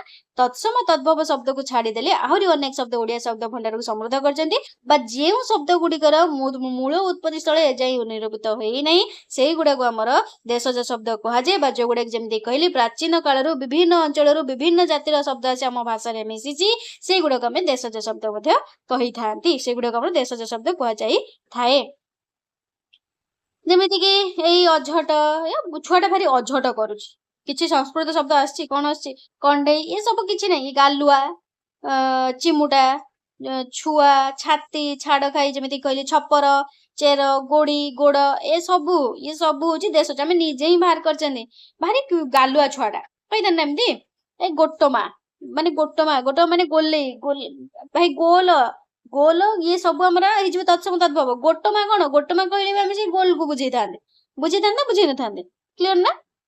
ଇଏ ସବୁ ଗଲା ହଉଛି ଆମର ଦେଶଜ ଶବ୍ଦ। ଇଏ ସବୁ ଗଲା ଦେଶଜ, ଯେମିତି ଏଠି ସେଇଭଳିଆ ଏ ସବୁ ହଉଛି ଦେଶଜ, ତମେ ଦେଖି ପାରିବ। ତାପରେ ବୈଦେଶିକ, ତାପରେ ଆସିଲା ବୈଦେଶିକ। ବୈଦେଶିକ ମାନେ କଣ? ମାନେ କାଳକ୍ରମେ ଭାରତରେ ଅନ୍ୟାନ୍ୟ ପ୍ରଦେଶର ତଥା ଅନ୍ୟାନ୍ୟ ଦେଶର ଅଧିବାସୀ ମାନଙ୍କର ସଂସ୍ପର୍ଶରେ ଆସିକି ଆମ ଓଡିଶାର ଅଧିବାସୀ ମାନଙ୍କର ଆସିବା ଫଳରେ ସେମାନଙ୍କ ଭାଷାରେ କେତେକ ଶବ୍ଦ ଓଡିଆରେ ପ୍ରଚଳିତ ହୋଇଅଛି, ସେଇଟାକୁ ଆମେ କହିଥାନ୍ତି ଯେ ବୈଦେଶିକ ଶବ୍ଦ। ଯେମିତିକି ଆମେ କଣ କହିଥାନ୍ତି? ସେଗୁଡାକୁ ବୈଦେଶିକ ଶବ୍ଦ ଆମେ କହିଥାନ୍ତି, ବା ଯେମିତି କି ମୁଁ ଏଠି କହିପାରିବି ଉପର ତିନୋଟି ଶ୍ରେଣୀର ଶବ୍ଦ ବ୍ୟତୀତ ଓଡ଼ିଆ ଭାଷାରେ ଅନେକ ବିଦେଶୀ ଶବ୍ଦ ମଧ୍ୟ ପ୍ରବେଶ କରିବାରେ ଆମେ ଦେଖିଛନ୍ତି। ଯେମିତିକି ବିଦେଶୀ ଶାସନ, ବୈଦେଶିକ ବାଣିଜ୍ୟ ଓ ଧର୍ମ ପ୍ରଚାର ମାଧ୍ୟମରେ ଏଇ ଶବ୍ଦ ଗୁଡ଼ିକ ଓଡ଼ିଆ ଭାଷାରେ ଆମର ପ୍ରବେଶ କରିଛି। ଦୀର୍ଘକାଳ ଧରି ମୁସଲମାନ ଆମର ଦୀର୍ଘକାଳ ଧରିକି ଆମକୁ ମୁସଲମାନ, ମୋଗଲ, ଇଂରେଜ ମାନେ ଶାସନ କରି କରି ଆସିଛନ୍ତି ନା ଆସିନାହାନ୍ତି? ତ ସେଇମାନଙ୍କର ସଂସ୍ପର୍ଶରେ ଆସି ଓଡ଼ିଆ ମାନେ ସେମାନଙ୍କର ଭାଷାକୁ ଆପଣେଇ ନେଇଛନ୍ତି। ତ ଆମେ ତାଙ୍କ ସଂସ୍ପର୍ଶରେ ଆସିଲେ ଆମେ ତାଙ୍କ ଭାଷାଟାକୁ ଆପଣେଇ ନେବ ନା। ଯେ ଯଦି କିଏ ବ୍ରହ୍ମପୁରିଆ ଥିବ, ତମମାନଙ୍କୁ ଏଠି ମୁଁ କହୁଛି ମାନେ ବ୍ରହ୍ମପୁରର ଲୋକମାନେ ଥିବ, ତ ଆମେ କହୁଛନ୍ତି ମତେ ବିରକ୍ତି କରନା, ମାନେ ଯୋଉଟାକୁ ଇରିଟେଟ ମାନେ କଣ, ମାନେ ମୁଁ ବହୁତ ବିରକ୍ତି ହେଇଗଲିଣି, ତ ସେମାନେ କହିଥାନ୍ତି ଯେ ମତେ ବିଜାର କରନା, ସେଟାକୁ ଆମେ ବିଜାର କରନା। ଯଦି ତମେ ଦେଖିବ ଗୋଟେ ପିଲା ତମ ସାଙ୍ଗମାନଙ୍କୁ ତମେ ଏଇଟା ଆଇ ଥିଙ୍କ ତମେ ମାନେ ରିଲେଟ କରିପାରିବ। ତମେ ଯଦି ରହୁଛ ତମ ସାଙ୍ଗ ବ୍ରହ୍ମପୁରରେ, ତମେ ଗୋଟେ ରୁମରେ ରହୁଛ, ତମେ ଆଉ ବିରକ୍ତି କହିବନି, ତମେ 6 ମାସ ପରେ ଆଉ ବିରକ୍ତି କହିବନି, ତମେ ତା ଭାଷାକୁ ଆପଣେଇ ନେଇଥିବ। ମତେ ବିଜାର କରନା, ଆଉ ମତେ ବିଜାରିଆ ଲାଗିଲାଣି, ମତେ ବିଜାର ଲାଗିଲାଣି, ବୁଝିପାରୁଛ ନା? ସେଇଭଳିଆ ଆମେ ତାଙ୍କ ସଂସ୍ପର୍ଶରେ ଯେତେବେଳେ ଆସିଛନ୍ତି ବିଦେଶୀ ମାନଙ୍କର, ତ ଆମେ ତାଙ୍କ ଭାଷାକୁ କିଛି ଆପଣେଇ ଆଣିଛନ୍ତି, ଆମେ ତାଙ୍କ ଭାଷାକୁ କିଛି ଆପଣେଇ ଆଣିଛନ୍ତି, ବୁଝିପାରୁଛ? ଏଇଟା ଗୋଟେ ଜଷ୍ଟ ଏକ୍ସାମ୍ପଲ ଦେଲି ଯୋଉଟା କି ସମସ୍ତଙ୍କ ସହିତ ହେଇଥାଏ। ଓକେ, ସେଇଗୁଡାକୁ ଆମର କୁହାଯାଏ। ଯେମିତି କି ତମମାନେ ଏଠି ଦେଖିପାରିବ ବୈଦେଶିକ ଶବ୍ଦରେ ଆମର ଆରବୀ, ପାର୍ସି, ଇଏ ସବୁ ବୈଦେଶିକ ନା। ଆରବୀ ବୈଦେଶିକ ବିଦେଶ, ପାର୍ସି ବି ବିଦେଶ, ଆମର ତୁର୍କୀ ବି ବିଦେଶ, ପର୍ତ୍ତୁଗିଜ ବି ବିଦେଶ, ଇଂରାଜୀ ବି ବିଦେଶ, ଇଏ ସବୁଥିରେ ଆମର ବୈଦେଶିକ ଶବ୍ଦ ଗୁଡା ଯିବ। ତ ଯେମିତିକି ଆମେ ଦେଖିପାରିବା ଇଂରେଜୀ ଶବ୍ଦ ଆମର ଯୋଉଟା କି କହିଛନ୍ତି ବୋର୍ଡିଂ, ରିସିପ୍ଟ, ଏଠି ରିସିପ୍ଟ ଦେଲ, ରିସିପ୍ଟ, ଟିକେଟ ଦେଲ, ଟିକେଟ ସିମ୍ପଲ ଟିକେଟ, ଟେବୁଲ କହୁଛ ନା କହୁନ, ଇଏ ସବୁ ହଉଛି ଆମର ଯିବ କଣ ବିଦେଶୀରେ। ତ ବିଦେଶୀର ପୁଣି କଣ ଗୋଟେ ଆରବ ଶବ୍ଦ, ଅକଲ, ଅସଲ, ଅସୁଲ, ଅଦାଲତ, ଅଚାନକ, ଅମିନ, କଏଦି, କବଲା, କରାମତ, ଇଏ ସବୁ ଆରବୀ ଶବ୍ଦ ଯିବ। ତା ଭିତରେ ପଚାରିବ ଆରବୀ କୋଉଟା, ମସଲା, ସଲାମ, ଜମିଦାର, ଇଏ ସବୁ ଖାଲି ତମେ ମନେ ରଖିବ, ତା ଛଡା କିଛି ନାହିଁ। ପାର୍ସି, ଅଙ୍ଗୁର ସବୁବେଳେ ପଚାରିଥାଏ, ଅଙ୍ଗୁର ଗୋଟେ ବନ୍ଧୁକ, ଅଙ୍ଗୁର ବନ୍ଧୁକ, ଅଙ୍ଗୁରଟା ସବୁବେଳେ ମନେ ରଖିବ, ପାର୍ସି ଶବ୍ଦ, ଅଙ୍ଗୁର କଣ ପାର୍ସି ଶବ୍ଦ। ଏଇଭଳିଆ ସବୁ, ଇଏ ସବୁ ହେଲା। ଭିଡିଓକୁ ସ୍କ୍ରୋଲ କରିକି ତମେ ଲେଖି ନବ ଖାତାରେ, ନହେଲେ ୟାକୁ ତ ମୁଁ ଗ୍ରୁପରେ ସେୟାର କରିଦେବି ଆଉ। ସେଭଳିଆ ତୁର୍କୀ ଶବ୍ଦରେ କାବୁ, କୁଲି, କଇଁଚି, ଗାଲିଚା, ଚକମକି, ତୋପ, ବନ୍ଧୁକ, ବନ୍ଧୁକ ହଉଛି ଏଇଟା ପଚାରିଥାଏ, ବନ୍ଧୁକ, ବାରୁଦ, ଇଏ ସବୁ ହଉଛି ତୁର୍କୀ। ଅଙ୍ଗୁର ପାର୍ସି। ପର୍ତ୍ତୁଗୀଜ ସେଇଭଳିଆ ଆମର କୋବି, କାମିଜ, ଗାର୍ଜି, ବାଲ୍ଟି, ବେହେଲା, ବାସନ, ଏସବୁ ପର୍ତ୍ତୁଗୀଜ। ଇଂରାଜୀ ଶବ୍ଦ ସେଇଭଳିଆ କଣ ଅଡିଟି, ଅଡିଟର, ଅର୍ଦଳି, ଯୋଉଟା କି ଅର୍ଡରଲି କହୁଛନ୍ତି ଆମେ, ଅର୍ଡରଲି ସେଟା ଆମର ଅର୍ଦଳି, ଅର୍ଦଳି କହୁଛନ୍ତି ବା ଇଂଲିଶ ସେଟା ଅର୍ଡରଲି କହିଥାନ୍ତି, ସେଟାକୁ ଆମେ ଓଡିଆ ଯଦି ପଢିବା orderly. Operation, appeal, engine, engineer, income, ତ ଇନକମ କେତେ, ଆମେ ମାନେ ଇଭେନ ଜଣେ ପାଠ ବି ନ ପଢେ ଏତା ଇନକମ କେତେ କହିଥାନ୍ତି ନା। ଇନ୍ସପେକ୍ଟର, କମ୍ପାନୀ, ସେ କମ୍ପାନୀ ଯାଇଛି କାମ କରିବା ପାଇଁ। ଇଂଲିଶ ବି କହୁଛନ୍ତି, ସେ ଟିକେଟ, ଗୋଟେ ଟିକଟ କାଟିଲି, ଟିକଟ ବରଂ କୁହନ୍ତୁ, ଟିକେଟ ହିଁ ଆମେ ବୁଝୁଛନ୍ତି। ତ ଇଂରାଜୀ ଶବ୍ଦ ଇଏ। ନୋଟିସ, ନର୍ସ ଆସିଥିଲା, ସିନେମା ଦେଖିବା ପାଇଁ ଯିବୁ, ଆମର ସିମେଣ୍ଟ ଆସିଛି ଘର ହବ, ହଷ୍ଟେଲ, ହସ୍ପିଟାଲ, କହୁଛନ୍ତି ନା କହୁନାହାନ୍ତି, ଇଏ ସବୁ ଆମର ଯିବ ବୈଦେଶିକର ପୁଣି ଇଏ ସବୁ ଯିବ କୋଉଥିରେ, ଆମର ଇଂରାଜୀ ଶବ୍ଦରେ। କ୍ଲିୟର? ସମସ୍ତେ କ୍ଲିୟର? ଏତିକି ବଡ ସମସ୍ତେ ବୁଝିପାରିଲ? ଇଏ ଥିଲା ହଉଛି ଆମର ବର୍ଣ୍ଣ ଗଲା, ଇଏ ହଉଛି ଶବ୍ଦ ଗଲା, ବର୍ଣ୍ଣ ଗଲା ଆଉ ଶବ୍ଦ ଗଲା। ତାପରେ ଏବେ ଦେଖିବା ଆମର ପଦର ଶ୍ରେଣୀ ବିଭାଗ। ଆଉ ଗୋଟେ ଏଇଠି ଦେଖ, ଏଇ ଯୋଉ ପ୍ରାତିପାଦିକ ଦେଇଛି, ପ୍ରାତିପାଦିକ କାହାକୁ କୁହନ୍ତି ନା, ଯେତେବେଳେ ଆମର ଛାତ୍ରମାନେ ଯେମିତି ବିଜ୍ଞାନ ମେଳାରୁ ବସରେ ବିଦ୍ୟାଳୟକୁ ଫେରିଲେ, ତ ଏଇ ଯୋଉ ମୂଳ ଶବ୍ଦକୁ ଆମର ପ୍ରାତିପାଦିକ ବୋଲି କହିଥାନ୍ତି ସବୁବେଳେ, ମନେ ରଖିବା, କିଛି ପଚାରି ନଥାଏ। ଦେଖ ତାପରେ ସିଧା ଆମେ ଯିବା ପଦର ଶ୍ରେଣୀ ବିଭାଗ। ପଦର ଶ୍ରେଣୀ ବିଭାଗ ଯେମିତି 5 ପ୍ରକାର, ଗୋଟେ ବିଶେଷ, ସର୍ବନାମ, ବିଶେଷଣ, କ୍ରିୟା, ଅବୟ। ତ ଫାର୍ଷ୍ଟ ଆମେ ବିଶେଷ ଦେଖିବା, ତାପରେ ସର୍ବନାମ, ତାପରେ ବିଶେଷଣ, ତାପରେ କ୍ରିୟା, ତାପରେ ଅବୟ। କ୍ଲିୟର? ପଦର ଶ୍ରେଣୀ ବିଭାଗ ଏବେ ଲେଖ। ଟିକେ ପାଣି ପିଇଦିଏ, ତମମାନେ ବି ଟିକେ ପାଣି ପିଇଦିଅ, ପାଣି ପିଇଦିଅ।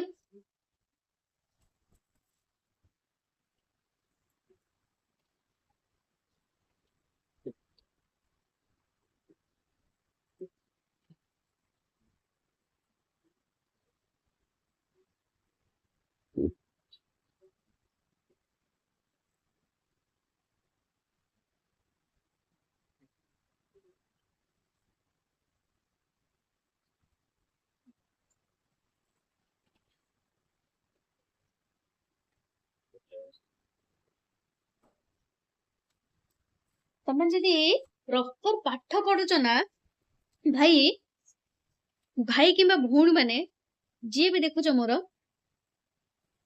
ଦୁନିଆର ଏମିତି କୋଉ ଏକ୍ସାମ ନାହିଁ ଦୁନିଆର କୋଉ ଏକ୍ସାମ ନାହିଁ ତମମାନେ କରିପାରିବନି ବୁଝିପାରୁଛ ନା ଯୋଉ କହୁଛନ୍ତି ଆଜିକାଲି କମ୍ପିଟେଟିଭ ଲାଇନ ବହୁତ ହାର୍ଡ ହେଇଗଲାଣି ତମେ ପାଠ ପଢିଛ ସିମ୍ପଲି ତମ ନିଜ ଛାତି ଉପରେ ହାତ ରଖି କହିଲ ମୁଁ ପାଠ ପଢିଥିନି ସବୁ ଜାଣିଥିନି ମତେ ହାର୍ଡ ଲାଗିଲା ଯୋଉମାନେ ପାଠ ପଢି ନଥାନ୍ତି ନା ଆସିକି ଗାଲୁ ମାରନ୍ତି ତମ ପାଖରେ ସେମାନଙ୍କ କଥା କେବେ ଶୁଣିବନି ଯୋଉ କୁହନ୍ତିନି ମାନେ ନିଜ ବୁଦ୍ଧିରେ କୁକୁର ଉପରେ ବସି ପଡିବ ପର ବୁଦ୍ଧିରେ କେବେ ଗଧ ଉପରେ ବସିବନି ବୁଝିପାରୁଛ ନା କିଛି ପିଲା କହୁଥିଲେ ଯେମିତି କି ମୁଁ କହିବି ଏଠି ଦେଖ ତମେ ଯଦି ଶୁଣିଥିବ ମେ ବି ତମେ ସେଇ ପାହାଚ ଦେଇକି ଆସିଥିବ ଏ ସିଟି କର ନା ସିଟି କରିକି ଲାଭ କଣ ଏବେ ଦେଖୁଛ ନା ସିଟି ପାଇଁ ସବୁଆଡେ ସମସ୍ତେ ଏବେ ଧାଇଁଛନ୍ତି ବିଏଡ ପାଇଁ ଦେଖୁଛ ନା ଧାଇଁଛନ୍ତି ମାନେ ବିଏଡ କଥା ତ କେହି କୁହନ୍ତିନି ସିଟି କଥା ତ ସବୁବେଳେ କୁହନ୍ତି ଏ ସିଟି କଣ ନା ସିଟି କରି ଲାଭ କଣ ପ୍ଲସ୍ ଥ୍ରୀ କଲ ପ୍ଲସ୍ ଥ୍ରୀ ପରେ କମ୍ପିଟିଟିଭ କରିକି ତାପରେ ଆରାମସେ ଗୋଟେ ଜବ ହବ ଆରାମସେ କେବେ କୋଉ ଜିନିଷ ହେଇନଥାଏ ଆଉ ଯୋଉମାନେ ଯୋଉ କହନ୍ତିନି ଗଡ ଗିଫ୍ଟେଡ ଚାଇଲ୍ଡ ଆଉ ଇଭିନ ସେ ଗଡ ଗିଫ୍ଟେଡ ଚାଇଲ୍ଡ ଏମିତି ହେଇଯାଇନଥାନ୍ତି ସେମାନେ ପରିଶ୍ରମ କରିଥାନ୍ତି ସେମାନେ ତମେ ଯେତେବେଳେ ରାତିରେ ଶୋଇ ପଡିଥିବ ନା ସେମାନେ ରାତିରେ ଉଠିକି ପରିଶ୍ରମ କରିଥାନ୍ତି ଯୋଉଥିପାଇଁ କି ସେମାନଙ୍କୁ ଗଡ ଗିଫ୍ଟେଡ ଚାଇଲ୍ଡ କୁହାଯାଉଛି ଭାଇ ତାଙ୍କ ପରିଶ୍ରମ କେହି ଦେଖନ୍ତିନି କଣ କହିଦିଅନ୍ତି ଲଗେଇ ଦିଅନ୍ତି ନା ସେ ଗଡ ଗିଫ୍ଟେଡ ତା ଲକ୍ ଭଲ ତା ଲକ୍ ଯେତେବେଳେ ତାକୁ ରାତିରୁ ଉଠେଇକି ପାଠ ପଢଉଥିଲା ତମେ ସେତେବେଳେ ପାଠ ପଢୁନଥିଲ ପଢିଲନି କଣ ପାଇଁ ପାଠ ପଢ ସବୁ ଜିନିଷ ହବ ଆଜି ନ ହେଇଛି ଏଇ ଏକ୍ସାମ ନ ହେଇଛି କୋଉ ଏକ୍ସାମ ତ ତମର ଥିବ ନା କଷ୍ଟ ଯୋଉ କହନ୍ତି ନା ପରିଶ୍ରମର ଯୋଉ ପରିଶ୍ରମଟା ଆଉ ପରିଶ୍ରମର ଫଳ ସବୁବେଳେ ମିଳିଥାଏ ଆଉ ପରିଶ୍ରମ କେବେ ବୃଥା ଯାଇନଥାଏ ତମେ ଯଦି ଅଙ୍ଗନବାଡି ସୁପରଭାଇଜର ପାଇଁ ପାଠ ପଢୁଛ ଯଦି ଅଙ୍ଗନବାଡି ସୁପରଭାଇଜର ନହେଲା ତାହେଲେ ତମେ ଆରାମସେ ଗୋଟେ ଟିଚର ଜବ ପାଇପାରିବ ଯଦି ତମେ ଟିଚର ଜବ ପାଇଁ ପାଠ ପଢୁଛ ଯଦି ନହେଲା ତମେ ଆଉ ଗୋଟେ କମ୍ପିଟେଟିଭ ଲାଇନରେ ଗୋଟେ ଜବ କରିପାରିବ ସବୁଥିରେ ଯଦି ଦେଖିବ ତମମାନଙ୍କର ସିଲାବସ ଅଲଗା ଟିକେ ଯୋଉ ଟିଚିଂ ଲାଇନ ଗୁଡାକ ଟିକେ ସିଲାବସ ଛାଡି ଦେଇକି ଇଏ ସବୁଥିରେ ସିଲାବସ ଏକା ହେଲା ତ ଆସ ଆସ ଆସ ଷ୍ଟାର୍ଟ କରିଦବା ଆଜି 2 ଘଣ୍ଟା ଲାଗୁ 3 ଘଣ୍ଟା ଲାଗୁ ମୋର କ୍ଲାସ ସାରିବେ ସବୁ ସାରିବେ ଯୋଉଟା କି ମାନେ ଯେତିକି ଦରକାର ତମମାନଙ୍କର ଗୋଟେ ଏକ୍ସାମ କୁ ତମେ ଯାଉଛ ଆରାମସେ ଯେମିତି କରିକି ଆସିପାରୁଥିବ ଓଡିଆ ଗ୍ରାମାର ମୋ କଥା ବୁଝିପାରୁଛ ଆଜି ଏତିକି ଥିଓରି ବାଲା ପାର୍ଟ ଗୁଡା ମୁଁ ସାରିଦେବି ଯେମିତିକି ଆମର ଯୋଉ ବିପରୀତ ଶବ୍ଦ ରହିଲା ଯୋଉ ଅଶୁଦ୍ଧି ଏ ଶବ୍ଦ ରହିଲା ଏକୁ ସବୁ ଆଉ ଗୋଟେ କ୍ଲାସରେ ସାରିବି ଆଜି ଆମର ମାନେ ଥିଓରି ବାଲା ଯୋଉଟା କି ମନେ ରଖିବା ଦରକାର କି ବୁଝିବା ପାଇଁ ଟାଇମ ଲାଗିଥାଏ ନୋଟ କରୁଛ ନା ସମସ୍ତେ ପାଠ ପଢ ରେ ପାଠ ପଢ ଆସ ଆସ ଆସ ବିଶେଷ୍ୟ ସର୍ବନାମ ବିଶେଷଣ କ୍ରିୟା ଅବୟ ହେଲା ପଦର ଶ୍ରେଣୀ ବିଭାଗ ଲେଖ ଆମର ପଦକୁ କେତେ ଭାଗରେ ବିଭକ୍ତ କରାଯାଇଛି ବା ପଦ ଆମର କାହାକୁ କହିଥାନ୍ତି ମନେ ରଖ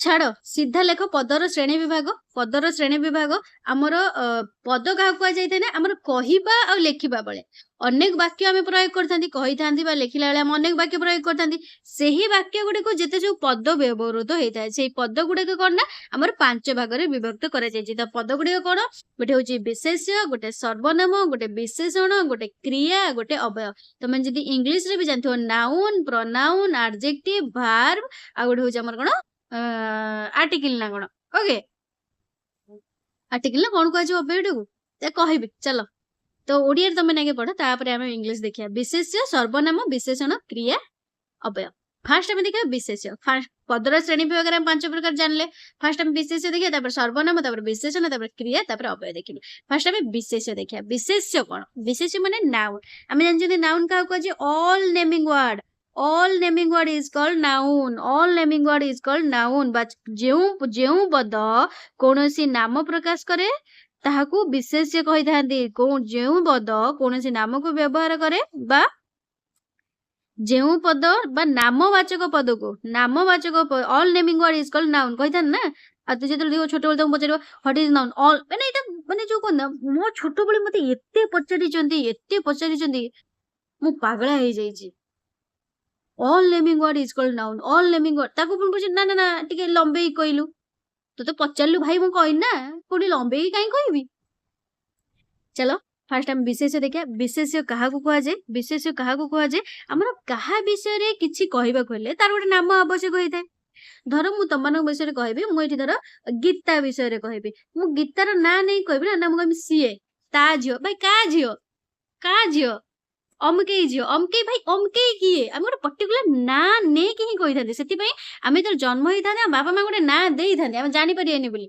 बुझीपार ना तो से आम जिते क्या विषय किसी कहवाक तार गोटे नाम आवश्यक होता है आ जो पद कौन नाम प्रकाश करे जो पदटा भी धर आम कहते बहीटा आणलु माने से जो पेपर भलिया जो पढ़ी पेपर भलिया कौटा कौनटा तार पर्टिकुलर ना कौन अच्छे बही पेपर इवन आम पेपर भी कहते पर्टिकुलर ना कौन अच्छे पेपर कागज पर्टिकुलर ना जोटा थी जो पद कौन जो पदटा भी कौन नाम प्रकाश करे ताको विशेष्य बोली कहुए कौन कहुए विशेष्य बोली कहुए बुझीपार नामवाचक पद को आम विशेष्य पद कही एति क्लीयर समस्त जापर तापर एबे एठू मोस्ट इंपोर्टेंट मन रख विशेष्यर प्रकार भेद विशेष्य पुणी केते प्रकार विशेष्य होउची हमर 5 प्रकार विशेष्य होउची हमर केते प्रकार 5 प्रकार गोटे हूँ वस्तुवाचक विशेष्य गोटे जातिवाचक विशेष्य गोटे हूँ फास्ट हूँ व्यक्तिवाचक विशेष्य जातिवाचक वस्तुवाचक गुणवाचक आ गोटे हूँ क्रियावाचक आ गोटे हूँ क्रियावाचक समस्त लेखिन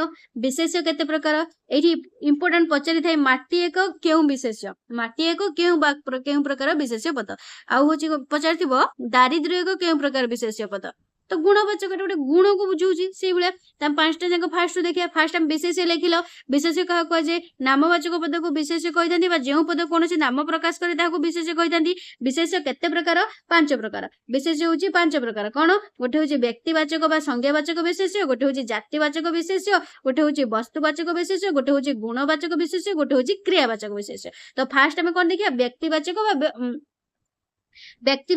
संज्ञावाचक विशेष्य व्यक्तिवाचक विशेष्य संज्ञावाचक विशेष्य क्या कहुए व्यक्तिवाचक विशेष्य संज्ञावाचक विशेष्य आम क्या कही था निर्दिष्ट नाम प्रकाश करुवा पद गुड़ी को निर्दिष्ट नाम प्रकाश करुवा पद गुड़ी को आमर व्यक्तिवाचक विशेष्य कही था निर्दिष्ट नाम प्रकाश करुवा पद गुड़ी को व्यक्तिवाचक विशेष्य कही था नाम को आम संज्ञा बोली कही था आमर व्यक्तिवाचक विशेष्य संज्ञावाचक विशेष्य बोली कही था नाम गुड़क आम संज्ञा बोली भी कही था ना यहाँ ना कौन भाई यार संज्ञा दिए कही था ना तो से संज्ञावाचक विशेष बोली कह जाए एणु व्यक्तिवाचक विशेष अन्य नाम हूँ संज्ञावाचक विशेष तो जमीक जहाँ भी ना अच्छे स्थान सहर पर्वत जमीक आमर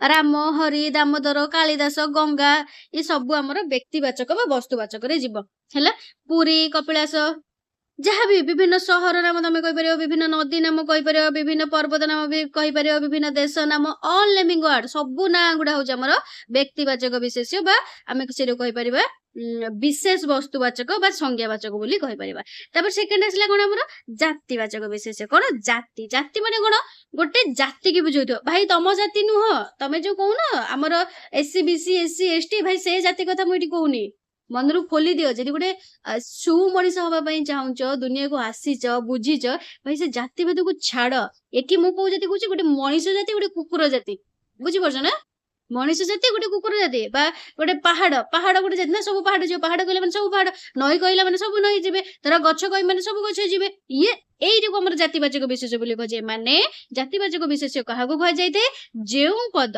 कौन निर्दिष्ट नाम को न बुझेगी किसी निर्दिष्ट नाम को न बुझेगी अनेक साधारण नाम को प्रकाश करता है मुझे कहबी छात्र माने छात्र आमर हाँ मुझे छात्र कहली शिक्षक कहले शिक्षक तुम कौन गोटे पर्टिकुलर शिक्षक को बुझाऊच कि जानिच कि मुझे शिक्षक कही माने टोटाल शिक्षक जाति को ये बुझाऊँ छात्र कही माने छात्र जाति की बुझाऊँ माने जितकी भी स्कूल अच्छी ओडिशा कह इंडिया कह वर्ल्ड रे कह जी स्कूल अच्छी मुझे सब छात्र कहीदेली जदि मुझे शिक्षक कहली शिक्षक जाति ताले टोटाल ऑल शिक्षक को सब कहीदेली बुझीपार तो से जातिवाचक विशेष बोली कहुए मुझे गछ कहली जो गछ गुड़िक ना सब भल तो ये गछ ऑल जहाँ भी गछ आसो भर ये सब गचर जाति जीव माने गछ जाति बुझीपार तो जो पद कौन निर्दिष्ट नाम को न बुझे पर्टिकुलर नाम को न बुझेला कि मुझे पर्टिकुलर ना कह मुझे कहूँ कि बर गछ आमको सहारा दिए छाई बर गच छाई मिले तो ये पर्टिकुलर ना बर गछ तो नाउन हो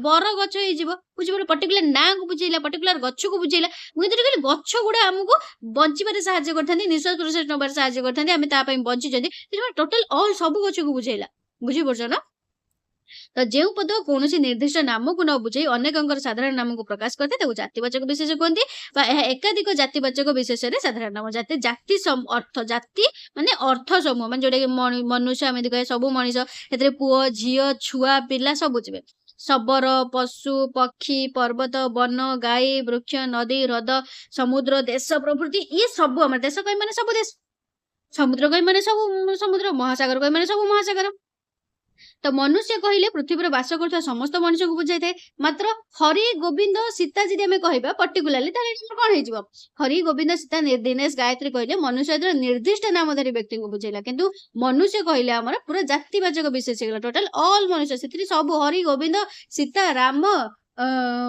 ଦାମ ଶ୍ୟାମ ସବୁ ଯିବେ ଆମେ ଯଦି ଦେଖିବା ହାତୀ କହିଲେ ମାନେ ଆମେ କଣ ବୁଝିବା ହାତୀ କହିଲେ ମାନେ ଗୋଟେ ଜାତିର ସମସ୍ତ ପଶୁଙ୍କୁ ମାନେ ହାତୀ କହିଲେ ମାନେ ସବୁ ହାତୀ କିନ୍ତୁ ଯଦି ମୁଁ କହିବି ଐରାବତ ତ ପର୍ଟିକୁଲାର ଗୋଟେ ହାତୀ ଐରାବତ କହିଲେ ଆମେ ଇନ୍ଦ୍ରଙ୍କର ହାତୀକୁ ବୁଝିଥାନ୍ତି ତ ଏଟା ହଉଛି କଣ ଏଇଟା ହଉଛି ନାମବାଚକ ଆଉ ଏଇଟା ହଉଛି ଜାତିବାଚକ ଭିତରେ ଡିଫରେନ୍ସ ଐରାବତ କହିଲେ ମୁଁ ହାତୀକି ବି ବୁଝିବି ଐରାବତ କହିଲେ ମୁଁ ହାତୀକି ବି ବୁଝିବି ହାତୀ କହିଲେ ଏଠି ମୁଁ ହାତୀକୁ ବୁଝିବି କିନ୍ତୁ ହାତୀ କହିଲେ ମୁଁ ଟୋଟାଲ ହାତୀ ଯାହା ବି ଆମର ଯିଏ ବି ଯୋଉଠି ଯାହା ଅଛନ୍ତି ତ ଟୋଟାଲ ପଶୁ ମାନେ ପଶୁ ହାତୀକି ଟୋଟାଲ ବୁଝେଇବି କିନ୍ତୁ ଐରାବତ ହାତୀ କହିଲେ ମୁଁ ଏଠି ବୁଝିବି ଯେ ଇନ୍ଦ୍ରଙ୍କର ପର୍ଟିକୁଲାର ହାତୀ ବୁଝିପାରିଲ ତେଣୁ ଯେଉଁ ନାମ ଏକାଧିକଙ୍କର ସାଧାରଣ ନାମ ଅଟେ ତାହା ହଉଛି ଜାତିବାଚକ ବିଶେଷ ଯେମିତିକି ବ୍ୟକ୍ତିବାଚକ ଦେଖ ମନୁଷ୍ୟ ହେଇଯିବ ମନୁଷ୍ୟ ହେଇଗଲା ଆମର ଜାତିବାଚକ ତ ପର୍ଟିକୁଲାର ଯଦି ଦେଖିବା ବ୍ୟକ୍ତିବାଚକ ରଘୁନାଥ ଇଏ ହଉଛି ବ୍ୟକ୍ତିବାଚକ ଯେମିତି ଗାଈ ଗାଈ ହଉଛି ଆମର କଣ ଜାତିବାଚକ ସବୁ ଗାଈକି ବୁଝାଉଛି କାମଧେନୁ ଗାଈ ଏଇଟା ଗୋଟେ ପର୍ଟିକୁଲାର ଗୋଟେ ଗାଈର ପୁସ୍ତକ ଯଦି ଆମେ ଦେଖିବା ସବୁ ବହିକୁ ବୁଝାଉଛି କିନ୍ତୁ ରାମାୟଣ ଗୋଟେ ପୁସ୍ତକ ବହି ତ ଏବେ ଜାତିବାଚକ ଆଉ ବ୍ୟକ୍ତିବାଚକ ଭିତରେ ସମସ୍ତେ ତମମାନେ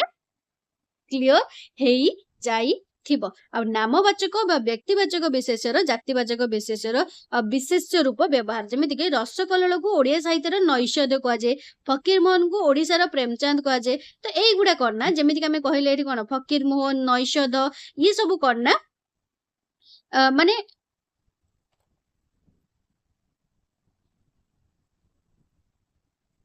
ମାନେ ଏଠି ମୁଁ କଣ କହିଲି ମାନେ ଯେମିତିକି ଫକୀର ମୋହନ ପ୍ରେମଚାନ୍ଦ ନୁହନ୍ତି ଯେମିତିକି ଏଠି ମୁଁ ଗୋଟିଏ ଏକ୍ସାମ୍ପଲ ଦେବି ତମମାନଙ୍କୁ ଫକୀର ମୋହନକୁ ଓଡିଶାର ପ୍ରେମଚାନ୍ଦ କୁହାଯାଏ ଫକୀର ମୋହନ ଜଣେ ଅଲଗା ପ୍ରେମଚାନ୍ଦ ଜଣେ ଅଲଗା ଫକୀର ମୋହନ ଜଣେ ଅଲଗା ପ୍ରେମଚାନ୍ଦ ଜଣେ ଅଲଗା ଆମେ ଜାଣିଛ ନା ଫକୀର ମୋହନ ଜଣେ ଅଲଗା ପ୍ରେମଚାନ୍ଦ ଜଣେ ଅଲଗା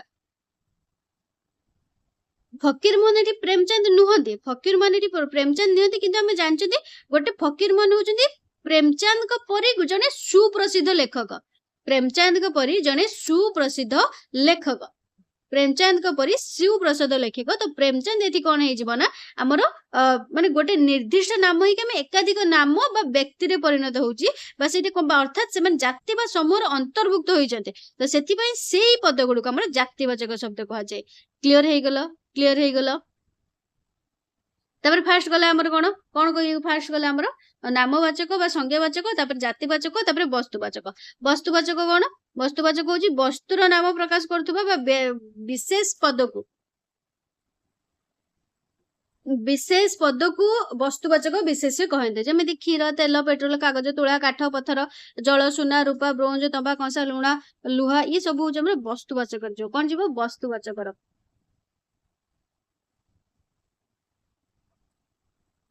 ତମେ ଜାଣିଛ ବସ୍ତୁ କାହାକୁ କୁହାଯାଏ ସେଠି ଅଧିକା କିଛି କହିବା ଆବଶ୍ୟକ ନାହିଁ ବସ୍ତୁବାଚକ ଓ ଜାତିବାଚକ ମଧ୍ୟରେ ଟିକେ ବିଶେଷ ମଧ୍ୟରେ ଅର୍ଥାତ ଫରକ କଣ ରହିଛି ନା ଯଦି ଆମେ ଦେଖିବା ବସ୍ତୁବାଚକ ଦେଖ ବସ୍ତୁ ଯଦି ଏଠି ମୁଁ କହିବି ମାଟି ମାଟି ଗୋଟେ ବସ୍ତୁ ଆମର କିନ୍ତୁ ଏଠି ମୂର୍ତ୍ତି କହିବି ପର୍ଟିକୁଲାର ଆମର ଯେତିକି ବି ମୂର୍ତ୍ତି ତିଆରି ହଉଛି ଗଣେଶ ମୂର୍ତ୍ତି ଶିବଙ୍କର ମୂର୍ତ୍ତି ସରସ୍ୱତୀଙ୍କର ମୂର୍ତ୍ତି ଏ ଟୋଟାଲ ଗୋଟେ ଜାତିବାଚକ ହେଇଗଲା ଟୋଟାଲ ମୂର୍ତ୍ତି ସମୟକୁ ବୁଝେଇଲା ନା ମାଟି କହିଲେ ଗୋଟେ ବସ୍ତୁ ହେଇଯିବ ଯୋଉଟା କି ଖାସ କରି ଆମର ଜୀବନ ନାହିଁ କାଠ କାଗଜ ସବୁ ଜୀବନ ନାହିଁ ଯୋଉଟା ଜୀବନ ନଥାଏ ସେଇଟା ବସ୍ତୁ ନିର୍ଜୀବ ଯୋଉଗୁଡା ଖାସ କରି ଆମେ କହିବା କିନ୍ତୁ ଏଠି ଯଦି ମୂର୍ତ୍ତି କହିବି ଏଠି ଯଦି ମୁଁ ଖଟ କହିବି ଏଠି ଯଦି ବହି କହିବି ବୁଝିପାରୁଛ ନା ଏଠି ଯଦି ବହି କହିବି ଗୋଟେ ପର୍ଟିକୁଲାର ଆମର ଜାତିକୁ ବୁଝଉଛି ପର୍ଟିକୁଲାର ଜାତିକି ସେଇ ମାଟିରୁ ଆମର ଆସିଛି ମୂର୍ତ୍ତି ତିଆରି ହେଇଛି କିନ୍ତୁ ପର୍ଟିକୁଲାର ଜାତି ମୂର୍ତ୍ତି କହିଲେ ମାନେ ପର୍ଟିକୁଲାର ଜାତି କିନ୍ତୁ ଏଠି ମାଟି ହେଇଯିବ ଆମର ବସ୍ତୁବାଚକ ଏଠି ଜାତିବାଚକ ମୂର୍ତ୍ତି ହେଇଯିବ ବୁଝିପାରୁଛ ତାପରେ ଗୁଣବାଚକ ବିଶେଷ କଣ ନିର୍ଦ୍ଦିଷ୍ଟ ଗୁଣର ନାମ ବା ଅବସ୍ଥାକୁ ବୁଝଉଥିବ ନିର୍ଦ୍ଦିଷ୍ଟ ଗୁଣର ନାମ ବା ଅବସ୍ଥାକୁ ବୁଝଉଥିବ ସେଟାକୁ ଆମର ବସ୍ତୁବାଚକ ବିଶେଷ ଗୁଣବାଚକ ବିଶେଷ କୁହାଯାଏ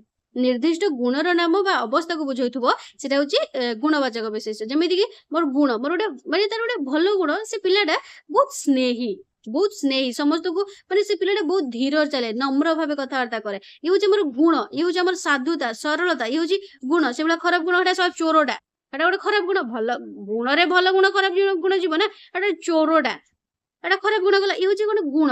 ଅବସ୍ଥା କଣ, ତାର ଭାରି ମାନେ ସେ ଏବେ ଦୁଃଖରେ ଭାରି ଜୀବନ ଯାପନ କରୁଛି, ଏଟା ହଉଛି ଖରାପ ଅବସ୍ଥା।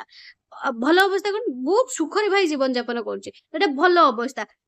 ସେ ଭାରି ମାନେ ଆଉ ଗୋଟେ କଣ କହୁଥିଲି, ଦରିଦ୍ରତାରେ ଜୀବନ ଯାପନ କରୁଛି, ଏଟା ଗୋଟେ ଅବସ୍ଥା। ଦାରିଦ୍ର୍ୟ ଗୋଟେ ତାର ଅବସ୍ଥା, ସିଏ ଏବେ ଧନୀରେ ଜୀବନ ଯାପନ, ଧନୀ ଗୋଟେ ତାର ଅବସ୍ଥା, ବୁଝିପାରୁଛ ନା? ତ ଗୁଣର ନାମ ବା ଅବସ୍ଥାକୁ ବୁଝଉଥିବ, ଗୁଣର ନାମ ବା ଅବସ୍ଥାକୁ ବୁଝଉଥିବ। ବୀରତ୍ୱ ଗୋଟେ ଗୁଣ ଯିବ ନା, ସେଟା ଗୁଣବାଚକ ବିଶେଷ୍ୟ। ସେଇଭଳିଆ ହଉଛି କ୍ରୋଧ ଗୁଣ, ଏଟା ଗୋଟେ ରାଗ ତାର ଗୋଟେ ଖରାପ ଗୁଣ। କ୍ଲିୟର?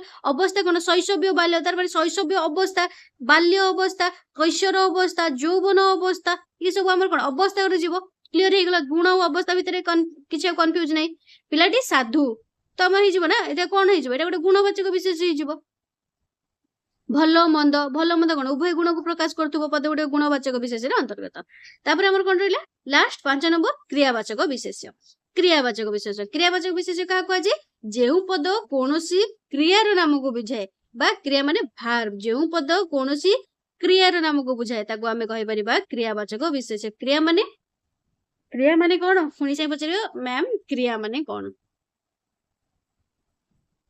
ଏଭ୍ରି ଆକ୍ସନ ନା, ସବୁ ଯୋଉଟା କାମ ହଉଥିବ ଭାଇ, ଚାଲୁଛି, ଖାଉଛି, ଲେଖୁଛି, ପଢୁଛି, ବସିଛି, ପିଉଛି, ଏ ସବୁ କାମ ହଉଛି, ବାଜୁଛି, ରୋଷେଇ କରୁଛି, ସବୁ କାମ ହଉଛି, ତ ସେଥିପାଇଁ କ୍ରିୟା ମାନେ କରୁଛି, କାମ କରୁଛି, କ୍ରିୟା। ତ ତାହାକୁ କ୍ରିୟାବାଚକ ବିଶେଷ୍ୟ କୁହାଯାଏ। ଏଠି ସବୁ ଦେଖ, ଯେମିତି ଏକ୍ସାମ୍ପଲ, ଯିବା, ଯାଉଛି, ମାନେ ଚାଲିଛି, କାମ ଚାଲିଛି, ଆସୁଛି, ପଢୁଛି, ଲେଖୁଛି, ହସୁଛି, କାନ୍ଦୁଛି, କାନ୍ଦିବା, ଧାଇଁବା, ଦେବା, ନେବା, ଦର୍ଶନ, ଭ୍ରମଣ, ଲିଖନ, ପଠନ, ଭୋଜନ, ପାନ, ରୋଦନ, କ୍ରନ୍ଦନ, ହସ, ଖେଳ, କାନ୍ଦ, ବାଜନା, ରାନ୍ଧଣା ବାଜନା, ମିଶନ, ବଜଣା, ବନ୍ଦନା, ଭସାଣି, ଭାଳେଣି, ଗତି, ପ୍ରାପ୍ତି, ମୁକ୍ତି, ବିଶ୍ରାମ, ପାକ ଇତ୍ୟାଦି। ଏ ସବୁ କଣ କାମ ଚାଲିଛି ନା ଚାଲିନି? କାମ ଚାଲିଛି ନା? କ୍ଲିୟର? କ୍ରିୟାବାଚକ ବିଶେଷ୍ୟ। ସେଭଳିଆ କ୍ରିୟା ଆଉ କ୍ରିୟାବାଚକ ବିଶେଷ୍ୟ ମଧ୍ୟରେ ପାର୍ଥକ୍ୟଟା ଦେଖ। ଯେମିତି କି ଏଠି କହିଛନ୍ତି, ଶିକ୍ଷକ ଚୌକିରେ ବସିଛନ୍ତି, ରୋଗୀଟି ଜୋରରେ କାଶୁଛି, ବସିବା ଠାରୁ କାଶିବା ଭଲ।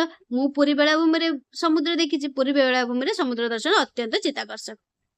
ହେଲା, ତ ଏଠି କଣ ହେଇଯିବ ନା, ଦେଖ ଏଠି ଏଇ ଯୋଉ ମୁଁ କହିଲି, ଏଠି ଯୋଉ ଉଦାହରଣ ଯୋଉ ମୁଁ କହିଲି, ବସିଛନ୍ତି, ତମେ ଏଠି ଦେଖିପାରିବ, ଶିକ୍ଷକ ଚୌକିରେ ବସିଛନ୍ତି, କାଶୁଛି, ଦେଖିଛି, ହେଲା, ଦେଖିଛି, ଏଇ ଯୋଉ କ୍ରିୟାପଦ, ଏଇଗୁଡା ସବୁ କ୍ରିୟାପଦ ହେଇଥିଲା ବେଳେ, ଏଇ ଯୋଉ ବସିବା, ଏ ସବୁ କ୍ରିୟାପଦ ହେଇଥିଲା ବେଳେ, ଏ ସବୁ କ୍ରିୟା ନା, ବସିଛନ୍ତି, କାଶୁଛି, ଦେଖିଛି, ଏ ସବୁ କ୍ରିୟାପଦ ହେଇଥିଲା ବେଳେ, ବସିବା, କାଶିବା, ଦର୍ଶନ କରିବା, ଦର୍ଶନ, ଏ ସବୁ କ୍ରିୟାବାଚକ ବିଶେଷ୍ୟ। ଏ ସବୁ କଣ ହେଇଯିବ, କ୍ରିୟାବାଚକ ବିଶେଷ୍ୟ।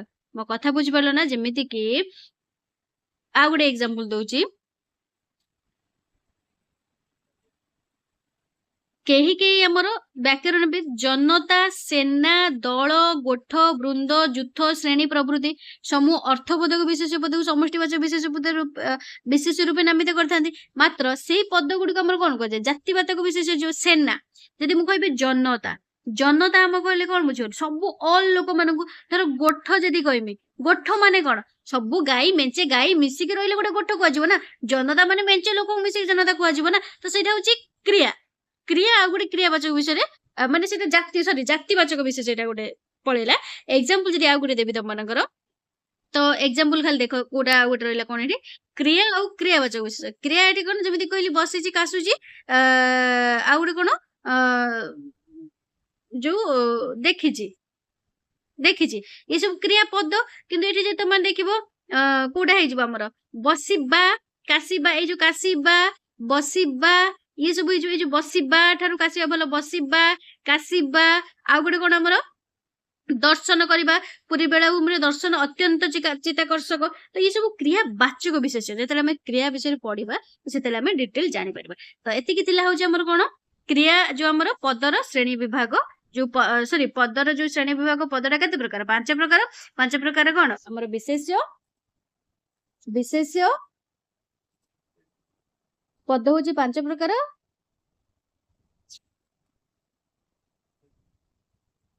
विशेष्य सर्वनाम विशेषण क्रिया अव्यय तो हम फास्ट कौन पढ़ले विशेष्य विषय विशेषटा पुणी 5 प्रकार विशेषटा पुणी 5 प्रकार कौन पढ़ले व्यक्तिवाचक बा संज्ञावाचक विशेष्य सेकेंड रे जातिवाचक विशेष्य व्यक्तिवाचक बा संज्ञावाचक विशेष क्या कहे जोटा कि माने पर्टिकुलर ना को बुझो देवाशीष कपिलास कटक बा कावेरी महाभारत तापर जातिवाचक विशेष क्या कहे पर्टिकुलर जाति छात्र पर्वत सहर नदी ग्रंथ ग्रंथ कहले सब ग्रंथ नदी कहले सब नदी से वस्तुवाचक विशेष कौन माटी काठ लुहा पानी कोईला ये सब हमर वस्तुवाचक जिबे ये सब हमर वस्तुवाचक जिबे से भला गुण कहले कोन हमर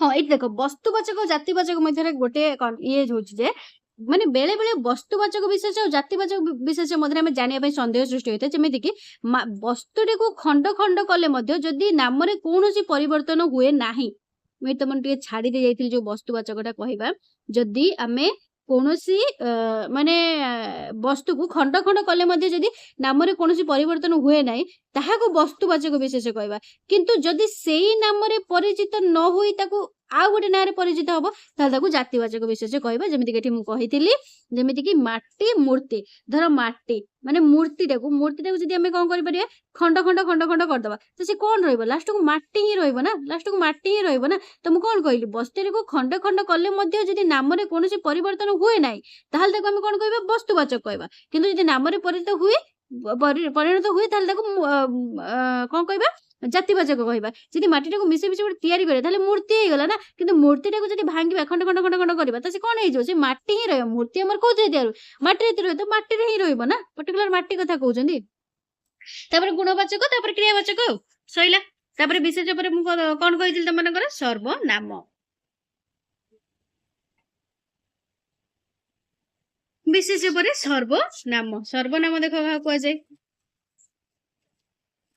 सर्वनाम कहा कुआ जाए ना आमे जानी आमे जदि मु गोटे कहबी तुम मानकर माने सर्वनाम कहा कुआ जाए साधारणतः विशेष्य पद बदल रे सर्वनाम पद बसे जेमिति कि गोटे एग्जांपल देबी विशेष में पढ़ले धर राम खाइला ना राम उठिला राम दांत घसिला राम बसिला राम तापरे खाइला तापरे राम स्कूल गला तापरे राम स्कूल रो आसिला तापरे राम राम राम राम राम राम राम आमे कहउछंदी खाली हमर कोन सर्वनाम माने जोटा कि आमे जो एउडा राम राम राम राम जोनी राम कोन गोटे विशेष्य पर्टिकुलर नामवाचक विशेष आमे कहि पर ना रामटा कोन नामवाचक विशेष संज्ञावाचक विशेष तो या बदल रे मु जदि एठी कहबी राम उठिला उठिकी से खाइला खाई सारी से स्कूल गला स्कूल रो आसी से पुणी खेलिला तो से राम बदलाटी मु कोन बसैली से राम बदलाटी मु कोन बसैली से बुझी परछो माने एक पद परिवर्ते एइटा गोटे पद राम गोटे पद रे जीवो तो गोटे पद परिवर्ते जो पदटा हमर व्यवहार होता है ताकू सर्वनाम कह जाए राम परिवर्ते मु कौन बसैली से बसैली राम परिवर्ते मु कौन बसैली से बसैली तो सेथिपई सेटा को हमर बा हम यदि कहि परिबा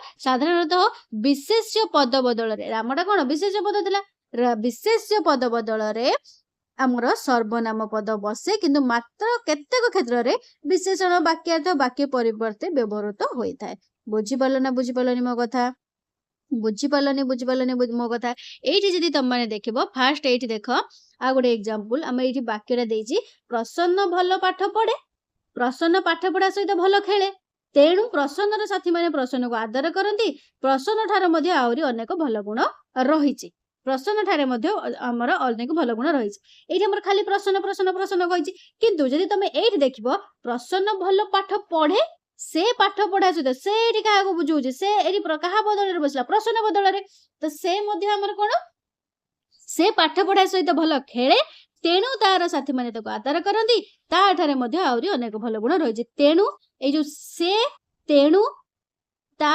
ठारे ए जो सब कहा पई बसला हमर प्रश्न पई बसला ये सब का पद कहा पई बसछि प्रश्न पई बसछि एठो हमर जणा गला जे एई पदरु हमर जणा गला जे एक पद परिवर्ते गोटे पद परिवर्ते ଯେଉଁ ପଦ ବ୍ୟବହାର କରାଯାଏ ଗୋଟେ ପଦ ପରିବର୍ତ୍ତେ ଯେଉଁ ପଦ ବ୍ୟବହାର କରାଯାଏ ତାକୁ ସର୍ବନାମ ବୋଲି କହିଥାନ୍ତି। କାହିଁକି ନା ସର୍ବନାମ ପଦ ବାକ୍ୟର ପୁନରୁକ୍ତି ଆଉ ଶ୍ରୁତିକଟୁ ଦୋଷ।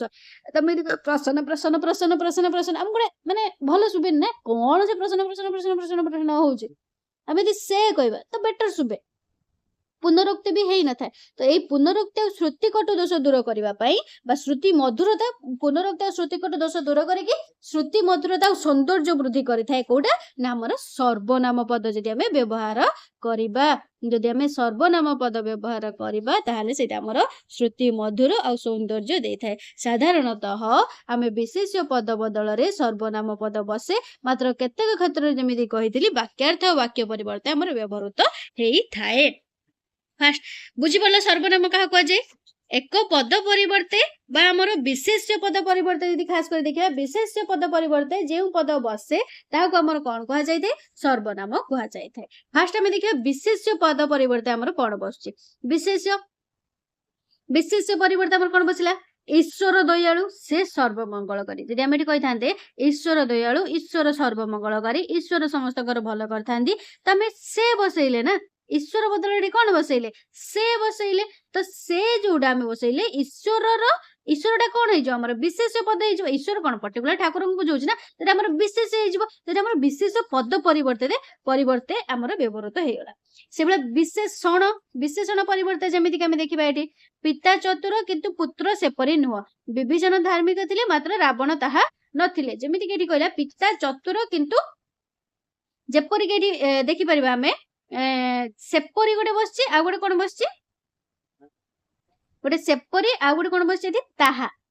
ସେପରି ଆଉ ଗୋଟେ ତାହା ଯଥାକ୍ରମେ ଏଇ ଦିଟା କଣ? ବିଶେଷଣ ଆମେ ପଢିବା ନା ଆଗକୁ। ଏଇ ଦିଟା ଯଥାକ୍ରମେ କଣ? ବିଶେଷଣ ପଦ। ଚତୁର ଆଉ ଧାର୍ମିକ, ଏଇ ଯୋଉ ଚତୁର ଆଉ ଧାର୍ମିକ ଏଇ ଦିଟା କଣ? ବିଶେଷଣର ପଦ। ଏଇ ଯୋଉ ସେପରି ଆଉ ତାହା ଏଇଟା କାହା ପାଇଁ ବସିଛି? ଏଇ ଯୋଉ ପଦ ଦିଟା କାହା ପାଇଁ ବସିଛି? ଏଇ ଯୋଉ ବିଶେଷଣ ପଦ ଗୋଟେ ଚତୁର ଆଉ ଗୋଟେ ହଉଛି କଣ? ଧାର୍ମିକ। ଏଇ ଦିଟା ପଦ ପାଇଁ ବସିଛି ନା। ମାନେ ପିତା ଚତୁର କିନ୍ତୁ ପୁତ୍ର ସେପରି ନୁହଁ। ସେପରି ମାନେ ଚତୁର ନୁହଁ। ପିତା ଚତୁର କିନ୍ତୁ ପୁତ୍ର ଚତୁର ନୁହଁ। ଆମେ ଚତୁର ଏଠି ନ ବସେଇ ସେପରି ବସେଇଲେ। ସେଭଳିଆ ବିଭୀଷଣ ଧାର୍ମିକ ଥିଲେ ମାତ୍ର ରାବଣ ତାହା ନଥିଲା। ରାବଣ ତାହା ମିନ୍ସ ଏଠି କଣ? ଧାର୍ମିକ ନଥିଲା ବୋଲି ଆମେ ବୁଝୁଛନ୍ତି। ଧାର୍ମିକ ନଥିଲା ବୋଲି ବୁଝୁଛନ୍ତି। ବୁଝିପାରିଲ? ଏଇଟା ହଉଛି ଆମର ବିଶେଷଣ ପରିବର୍ତ୍ତେ ବସିଲା। ସେଭଳିଆ ବାକ୍ୟ ପରିବର୍ତ୍ତେ ବି ଆମର ବସିଥାଏ।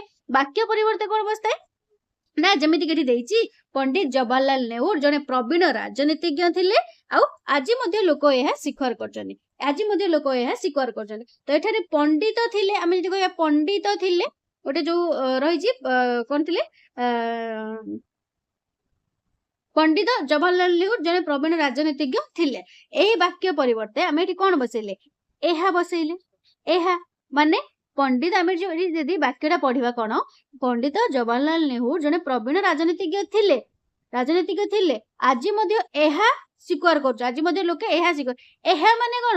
ଏହା କୋଉଟାକୁ ସ୍ୱୀକାର କରୁଛନ୍ତି? ମାନେ ପଣ୍ଡିତ ଜବାହରଲାଲ ଜଣେ ପ୍ରବୀଣ ରାଜନୀତିଜ୍ଞ ଥିଲେ ବୋଲି ଆମେ ଯଦି କହିବା ମୁଁ ଏଇଠି କହିଥାନ୍ତି ପଣ୍ଡିତ ଜବାହରଲାଲ ନେହୁର ଜଣେ ପ୍ରବୀଣ ରାଜନୀତିଜ୍ଞ ଥିଲେ, ଆଜି ମଧ୍ୟ ଲୋକେ ପଣ୍ଡିତ ଜବାହରଲାଲ ନେହୁର ଜଣେ ପ୍ରବୀଣ ରାଜନୀତିଜ୍ଞ ଥିଲେ ବୋଲି ସ୍ୱୀକାର କରୁଛନ୍ତି। ଏଇଟା କଣ ଭଲ ସୁବିଧା ହେଲା?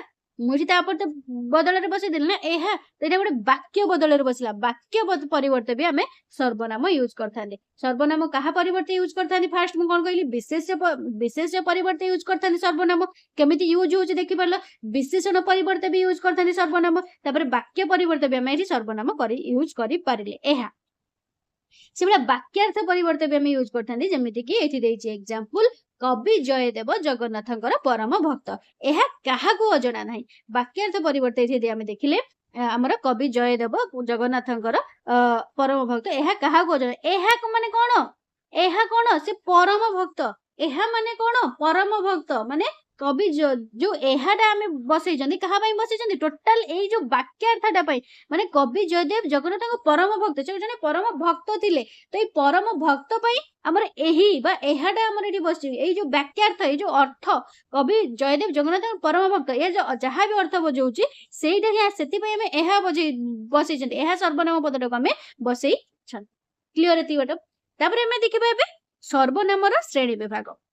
सर्वनामटा केते प्रकार सर्वनाम आमर मन रख बहुत प्रकार रही फास्ट रू आम देखी देखी जा आमर पुरुषवाचक बा व्यक्तिवाचक प्रश्नवाचक जदि आम देखा निर्देशात्मक आपेक्षिक सांवेदिक टोटाल तुम मान 7 प्रकार रही टोटाल तुम मान 7 प्रकार है मन रख सर्वनाम आमर 7 भाग विभक्त तो फास्ट आम देखा पुरुषवाचक व्यक्तिवाचक पुरुषवाचक व्यक्तिवाचक सर्वनाम पुरुषवाचक व्यक्तिवाचक सर्वनाम किए किए जीव पुरुषवाचक व्यक्तिवाचक सर्वनाम किए किए जीव मु आमे आम्भे माने तू तुमे तुम्भे माने से माने आपण आपण माने सर्वनाम पद गुड़िक आमर विभिन्न पुरुषर व्यक्ति मानक बदल व्यवहृत होता है पुरुषर व्यक्ति मानक बदल व्यवहृत होता है तेणु एगुड़ी पुरुषवाचक व्यक्तिवाचक सर्वनाम कहुए यह 3 भाग विभक्त कौन गोटे प्रथम पुरुष गोटे द्वितीय पुरुष तृतीय पुरुष समस्ते जान प्रथम पुरुषर मु आउ आम्भे रही था द्वितीय पुरुषर तू आउ तुम्भे मैंने रही था तृतीय पुरुषर से आउ से रही था समस्ते जान ना जान यही तो प्रथम पुरुष द्वितीय पुरुष तृतीय पुरुष प्रथम पुरुषर मु आउ आम्भे माने तू आउ तुम्भे माने द्वितीय पुरुषर तृतीय पुरुषर से आउ से हला क्लियर एटी किछि भी बुझेबार नै सिंपल थिला बुझेई देली से बडा प्रश्नवाचक सर्वनाम कहा कुआ जे प्रश्नवाचक सर्वनाम कहा कुआ जे ना जेउ सर्वनाम पद गुडी को प्रश्न पचारिया पई उद्दिष्ट से गुडी को प्रश्नवाचक सर्वनाम कहा जे जेमिति कि तुमे किए किए कहे उत्कल दरिद्र केउ ग्राम रे तुम घर ये सब हम प्रश्न करिया पे हमर जो सर्वनाम रही छै ये सब सर्वनाम कहा जाय प्रश्न करिया पे सर्वनाम रही छै तो सेदि पे से गुडी को हमर कोन कहा जाय जो सर्वनाम पद गुडी को प्रश्न पचारिया पे उद्दिष्ट से गुडी को प्रश्नवाचक सर्वनाम कहिता से भलिया निर्देशात्मक सर्वनाम कहा कहा जाय जेउ सर्वनाम पद गुड़िक वाक्य रे व्यवहृत होई विशेष पद मान को निर्देश करथांती से मान को निर्देशात्मक सर्वनाम कहते जेमिति कि एग्जांपल मेठी तुम मान को देबी हमर एग्जांपल एठी कोन देछि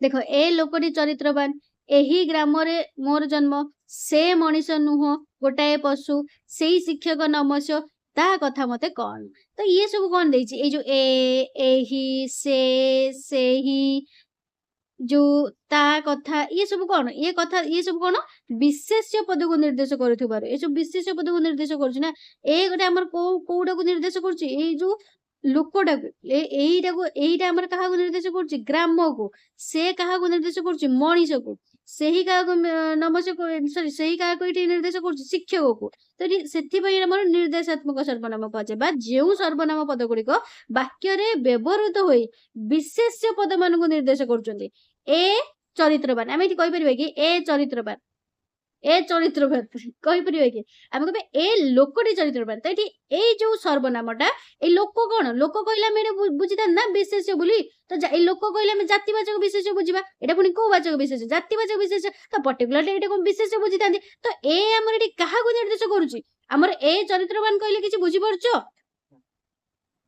पड़छो किछि बुझाई पड़नी ना तो सेति पई ए लोकटी चरित्रवान आमे कहितांती तो सेति पई आमे कोन कहितांती ना आमर जो सर्वनाम पद गुड़िक ए हूँ आमर सर्वनाम लोकटी हूँ आमर विशेष्य जो सर्वनाम पद गुड़िक आमर वाक्य रे व्यवहृत होई विशेष्य पद मान को निर्देश करथांती ताहाकू निर्देशात्मक सर्वनाम बोली कहा जाय क्लियर तापरे आपेक्षिक आ गोटे संबोधवाचक सर्वनाम आपेक्षिक संबोधवाचक माने आपेक्षिक माने बुझी परछ ना जोटा अपेक्षा करिथिबो आपेक्षिक माने हे से जाउनी बोली मु जाउनी कहि दाओ ना ए मो सांग जाउनी बोली मु जाउनी मो सांग मु से जाउनी बोली मु जाउनी जो भली कर्म करछ सेही भली जो कोनी गारे देखा से जो भलिया कर्म करछ सेही भलिया फल पाइबा जो भलिया सेही भलिया तो माने गोटे सहित संबंध रोचे बा गोटे आउ गोटे को अपेक्षा करी रोचे जेमिति कि एग्जांपल देछि जे देश जाई से फल खाय तो जे देश जाई से फल खाई हमर जे आउ जेटा एटी काहा को अपेक्षा करी रहला से को अपेक्षा करी रहला जे हमर काहा को अपेक्षा करी रहला एटी से को अपेक्षा करी रहला एटी जेमिति जहा अन्यर हितकारक ताहा ही मंगल तो जहा एटी काहा को अपेक्षा करी रहला ताहा को अपेक्षा करी रहला जत्तिके परछ सेति काम कर जत्तिके माने एटी काहा को अपेक्षा करी रहला सेतिके को जेपरी एटी सेपरी को अपेक्षा करी रहला जेपरी कर्म माने किछि बुझी परछ जदि हम खाली सेपरी फल किछि बुझी परछ तो जणे अन्य जन को बिना किछि नुह एटी जदि कहि परिबा जणे अन्य जन को अपेक्षा करी कि ही रहिछि बोली हम देखि परिबा ଜଣେ ଅନ୍ୟ ଜଣଙ୍କୁ ଅପେକ୍ଷା କରିକି ହିଁ ରହିଛି। ତ ସେଇଟାକୁ ଆମର କଣ କୁହାଯାଏ? ଆପେକ୍ଷିକ ବା ସମ୍ବୋଧବାଚକ ସର୍ବନାମ ବା ଯେଉଁ ସର୍ବନାମ ପଦ ସମୂହ ବାକ୍ୟରେ ପରସ୍ପରକୁ ଅପେକ୍ଷା କରିକି ରହିଥାନ୍ତି। ଏଠି ଯଦି ଖାଲି କହିବା ସେପରି ଫଳ କିଛି ବୁଝିପାରିବାନି, ଯଦି ଖାଲି କହିବା ଯେପରି କର୍ମ କିଛି ବୁଝିପାରିବାନି। ୟାର ୟା ସହିତ ସମ୍ବନ୍ଧ ରହିଛି, ୟାର ୟା ସହିତ ବି ସମ୍ବନ୍ଧ ରହିଛି, ଦି ଜଣଙ୍କ ବିନା ଅଧୁରା। ତ ସେଇଟାକୁ ଆମର ଆପେକ୍ଷିକ ବା ସମ୍ବୋଧବାଚକ ସର୍ବନାମ କୁହାଯାଇଥାଏ। ନେକ୍ସଟ ଦେଖିବା ଆମର କଣ ରହିଛି 5 ନମ୍ବରରେ, ନିର୍ଣ୍ଣାୟକ ସର୍ବନାମ। ନିର୍ଣ୍ଣାୟକ ମାନେ କଣ ବୁଝୁଛ? ଆଜି ନିର୍ଣ୍ଣୟ ହବ କି କଣ ହବ ଗାଁରେ ଆଜି କଣ ନାହିଁ ସବୁ ନିର୍ଣ୍ଣୟ ହବ। ତ ଯେଉଁ ସର୍ବନାମ ପଦ ବାକ୍ୟରେ ବ୍ୟବହୃତ ହୋଇ ବିଶେଷ୍ୟ ପଦକୁ ନିର୍ଣ୍ଣୟ କରିଥାନ୍ତି, ଯେଉଁ ସର୍ବନାମ ପଦ ବାକ୍ୟରେ ବ୍ୟବହୃତ ହୋଇ ବିଶେଷ୍ୟ ପଦକୁ ନିର୍ଣ୍ଣୟ କରିଥାନ୍ତି ତାହାକୁ ଆମେ ନିର୍ଣ୍ଣାୟକ ସର୍ବନାମ କହିଥାନ୍ତି। ଯେମିତି କି ଆମେ ଏଠି କହିପାରିବା ରାକେଶ ଆଉ ଦିନେଶ ଦୁଇ ସାଙ୍ଗ ଉଭୟ ଭଲ ପାଠ ପଢନ୍ତି। ଏଠି କଣ କହିଲା? ଯେଉଁ ସର୍ବନାମ ପଦ, ଏଇ ଯୋଉ ଉଭୟଟା ଏଠି କଣ? ସର୍ବନାମ ପଦ। ଉଭୟ ଏଠି କଣ? ସର୍ବନାମ ପଦ। ସେ କହିଛି ଯେଉଁ ସର୍ବନାମ ପଦ ବାକ୍ୟରେ ବ୍ୟବହୃତ ହୋଇ ବିଶେଷ୍ୟ ପଦକୁ ନିର୍ଣ୍ଣୟ କରୁଛି। ଉଭୟ କହିଲେ ଏଠି ଆମେ କାହାକୁ ବୁଝିବା? ରାକେଶ ଆଉ ଦିନେଶକୁ। ରାକେଶ ଆଉ ଦିନେଶ କିଏ?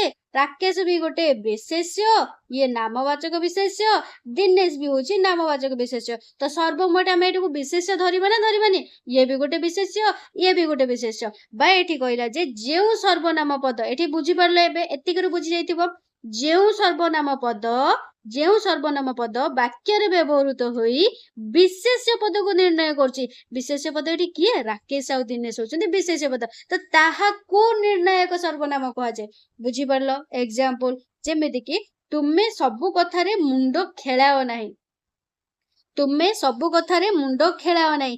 ଏଠି ସବୁ କଣ ହବ? ସର୍ବନାମ। ଏଠି ସବୁ କଣ ହବ? ସର୍ବନାମ। ବୁଝିପାରୁଛ? ତ ଏଠି ନିର୍ଣ୍ଣୟ କରୁଛି କାହାକୁ ନିର୍ଣ୍ଣୟ କରୁଛି?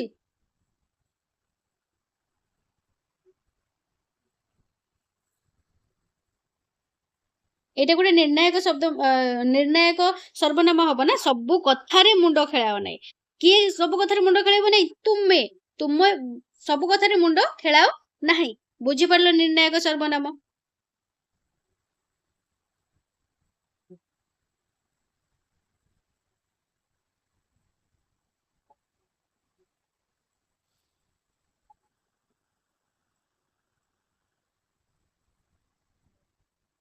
ତାପରେ ଆଉ ଗୋଟେ ହଉଛି ଆତ୍ମବାଚକ ସର୍ବନାମ। ଆତ୍ମବାଚକ ମାନେ କଣ ନା, ବ୍ୟକ୍ତି ବିଶେଷ ପରିବର୍ତ୍ତେ ବ୍ୟବହୃତ ନିଜ, ନିଜେ, ଆପେ, ଆପଣା ପ୍ରଭୃତି ସର୍ବନାମ ପଦକୁ ଆତ୍ମବାଚକ ସର୍ବନାମ କହିଥାନ୍ତି। ବ୍ୟକ୍ତି ବିଶେଷ ପରିବର୍ତ୍ତେ ଯୋଉ ପଦ ଗୁଡା ବ୍ୟବହୃତ ହେଇଥାଏ, ନିଜେ ମାନେ ମୁଁ ଧର ମୋ ନାଁ ହଉଛି ମୋ ନାଁ ଧର ସୌମ୍ୟା। ମୁଁ କଣ କହୁଛି କି ମୁଁ ସୌମ୍ୟା ସବୁ କରିଛି। ତମେ କହୁଛ କି ମୁଁ ରାମ ସବୁ କରିଛି। କହୁଛ ନା ମୁଁ ନିଜେ ସବୁ କରିଛି। ମୁଁ ନିଜେ ନା ପରିବର୍ତ୍ତେ ତମ ନାମ ହଉଛି ରାମ, କହୁଛି କି ମୁଁ ରାମ ସବୁ କରିଛି। ନା, ତମେ କହୁଛ ଯେ ମୁଁ ନିଜେ ସବୁ କରିଛି। ମୁଁ ଆପେ କରିଛି। କହିଥାଉ ନା କହିନଥାଉ? ସେଇଟା ହିଁ ପଚାରିଛି। ବ୍ୟକ୍ତି ବିଶେଷ ପରିବର୍ତ୍ତେ ଯୋଉଟା ବ୍ୟବହୃତ ହେଇଥାଏ ସେଇଟାକୁ ଆମର ଆତ୍ମବାଚକ ସର୍ବନାମ ବୋଲି କୁହାଯାଏ। କ୍ଲିୟର? ଏକ୍ସାମ୍ପଲ ଯେମିତି ଆପଣ କଲା କର୍ମ ମାନ ଆଗୁ ହୋଇବ ସାବଧାନ। କିଏ ତୁମେ ଚିହ୍ନିଛ କି ଆପଣଙ୍କୁ ଆପେ? ଏଗୁଡା ସବୁ ଆମର କଣ ହେଇଯିବ? ଆତ୍ମବାଚକ ସର୍ବନାମ। ତାପରେ ସମୁଚୟୀ ସର୍ବନାମ କଣ?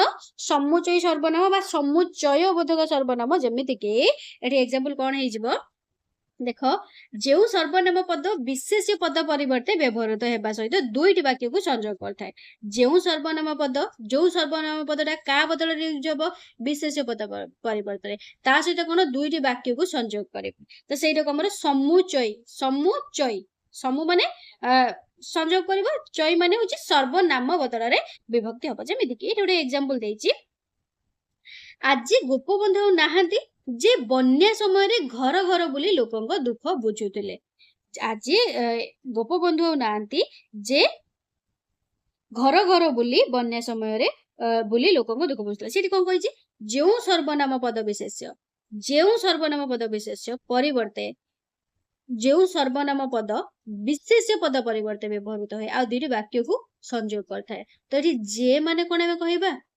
ଯେ ମାନେ ଏଠି ଆମେ କାହାକୁ ବୁଝଉଛନ୍ତି? ଗୋପବନ୍ଧୁକୁ ବୁଝଉଛନ୍ତି।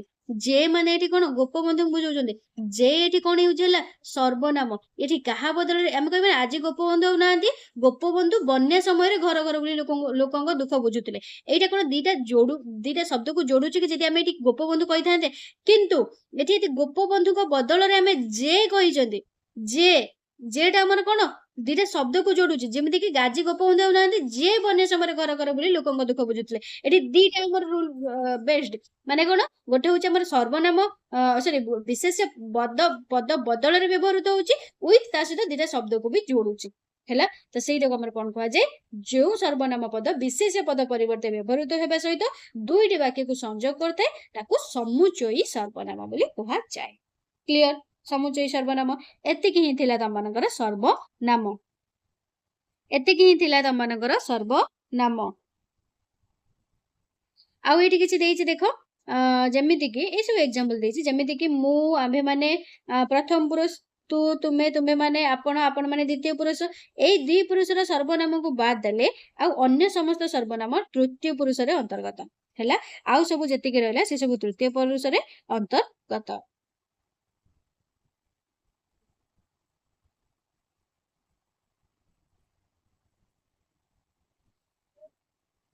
ଏଇ ତ ସବୁ ଆଉ କଣ? ଏତିକି ଥିଲା ହଉଛି ସର୍ବନାମ।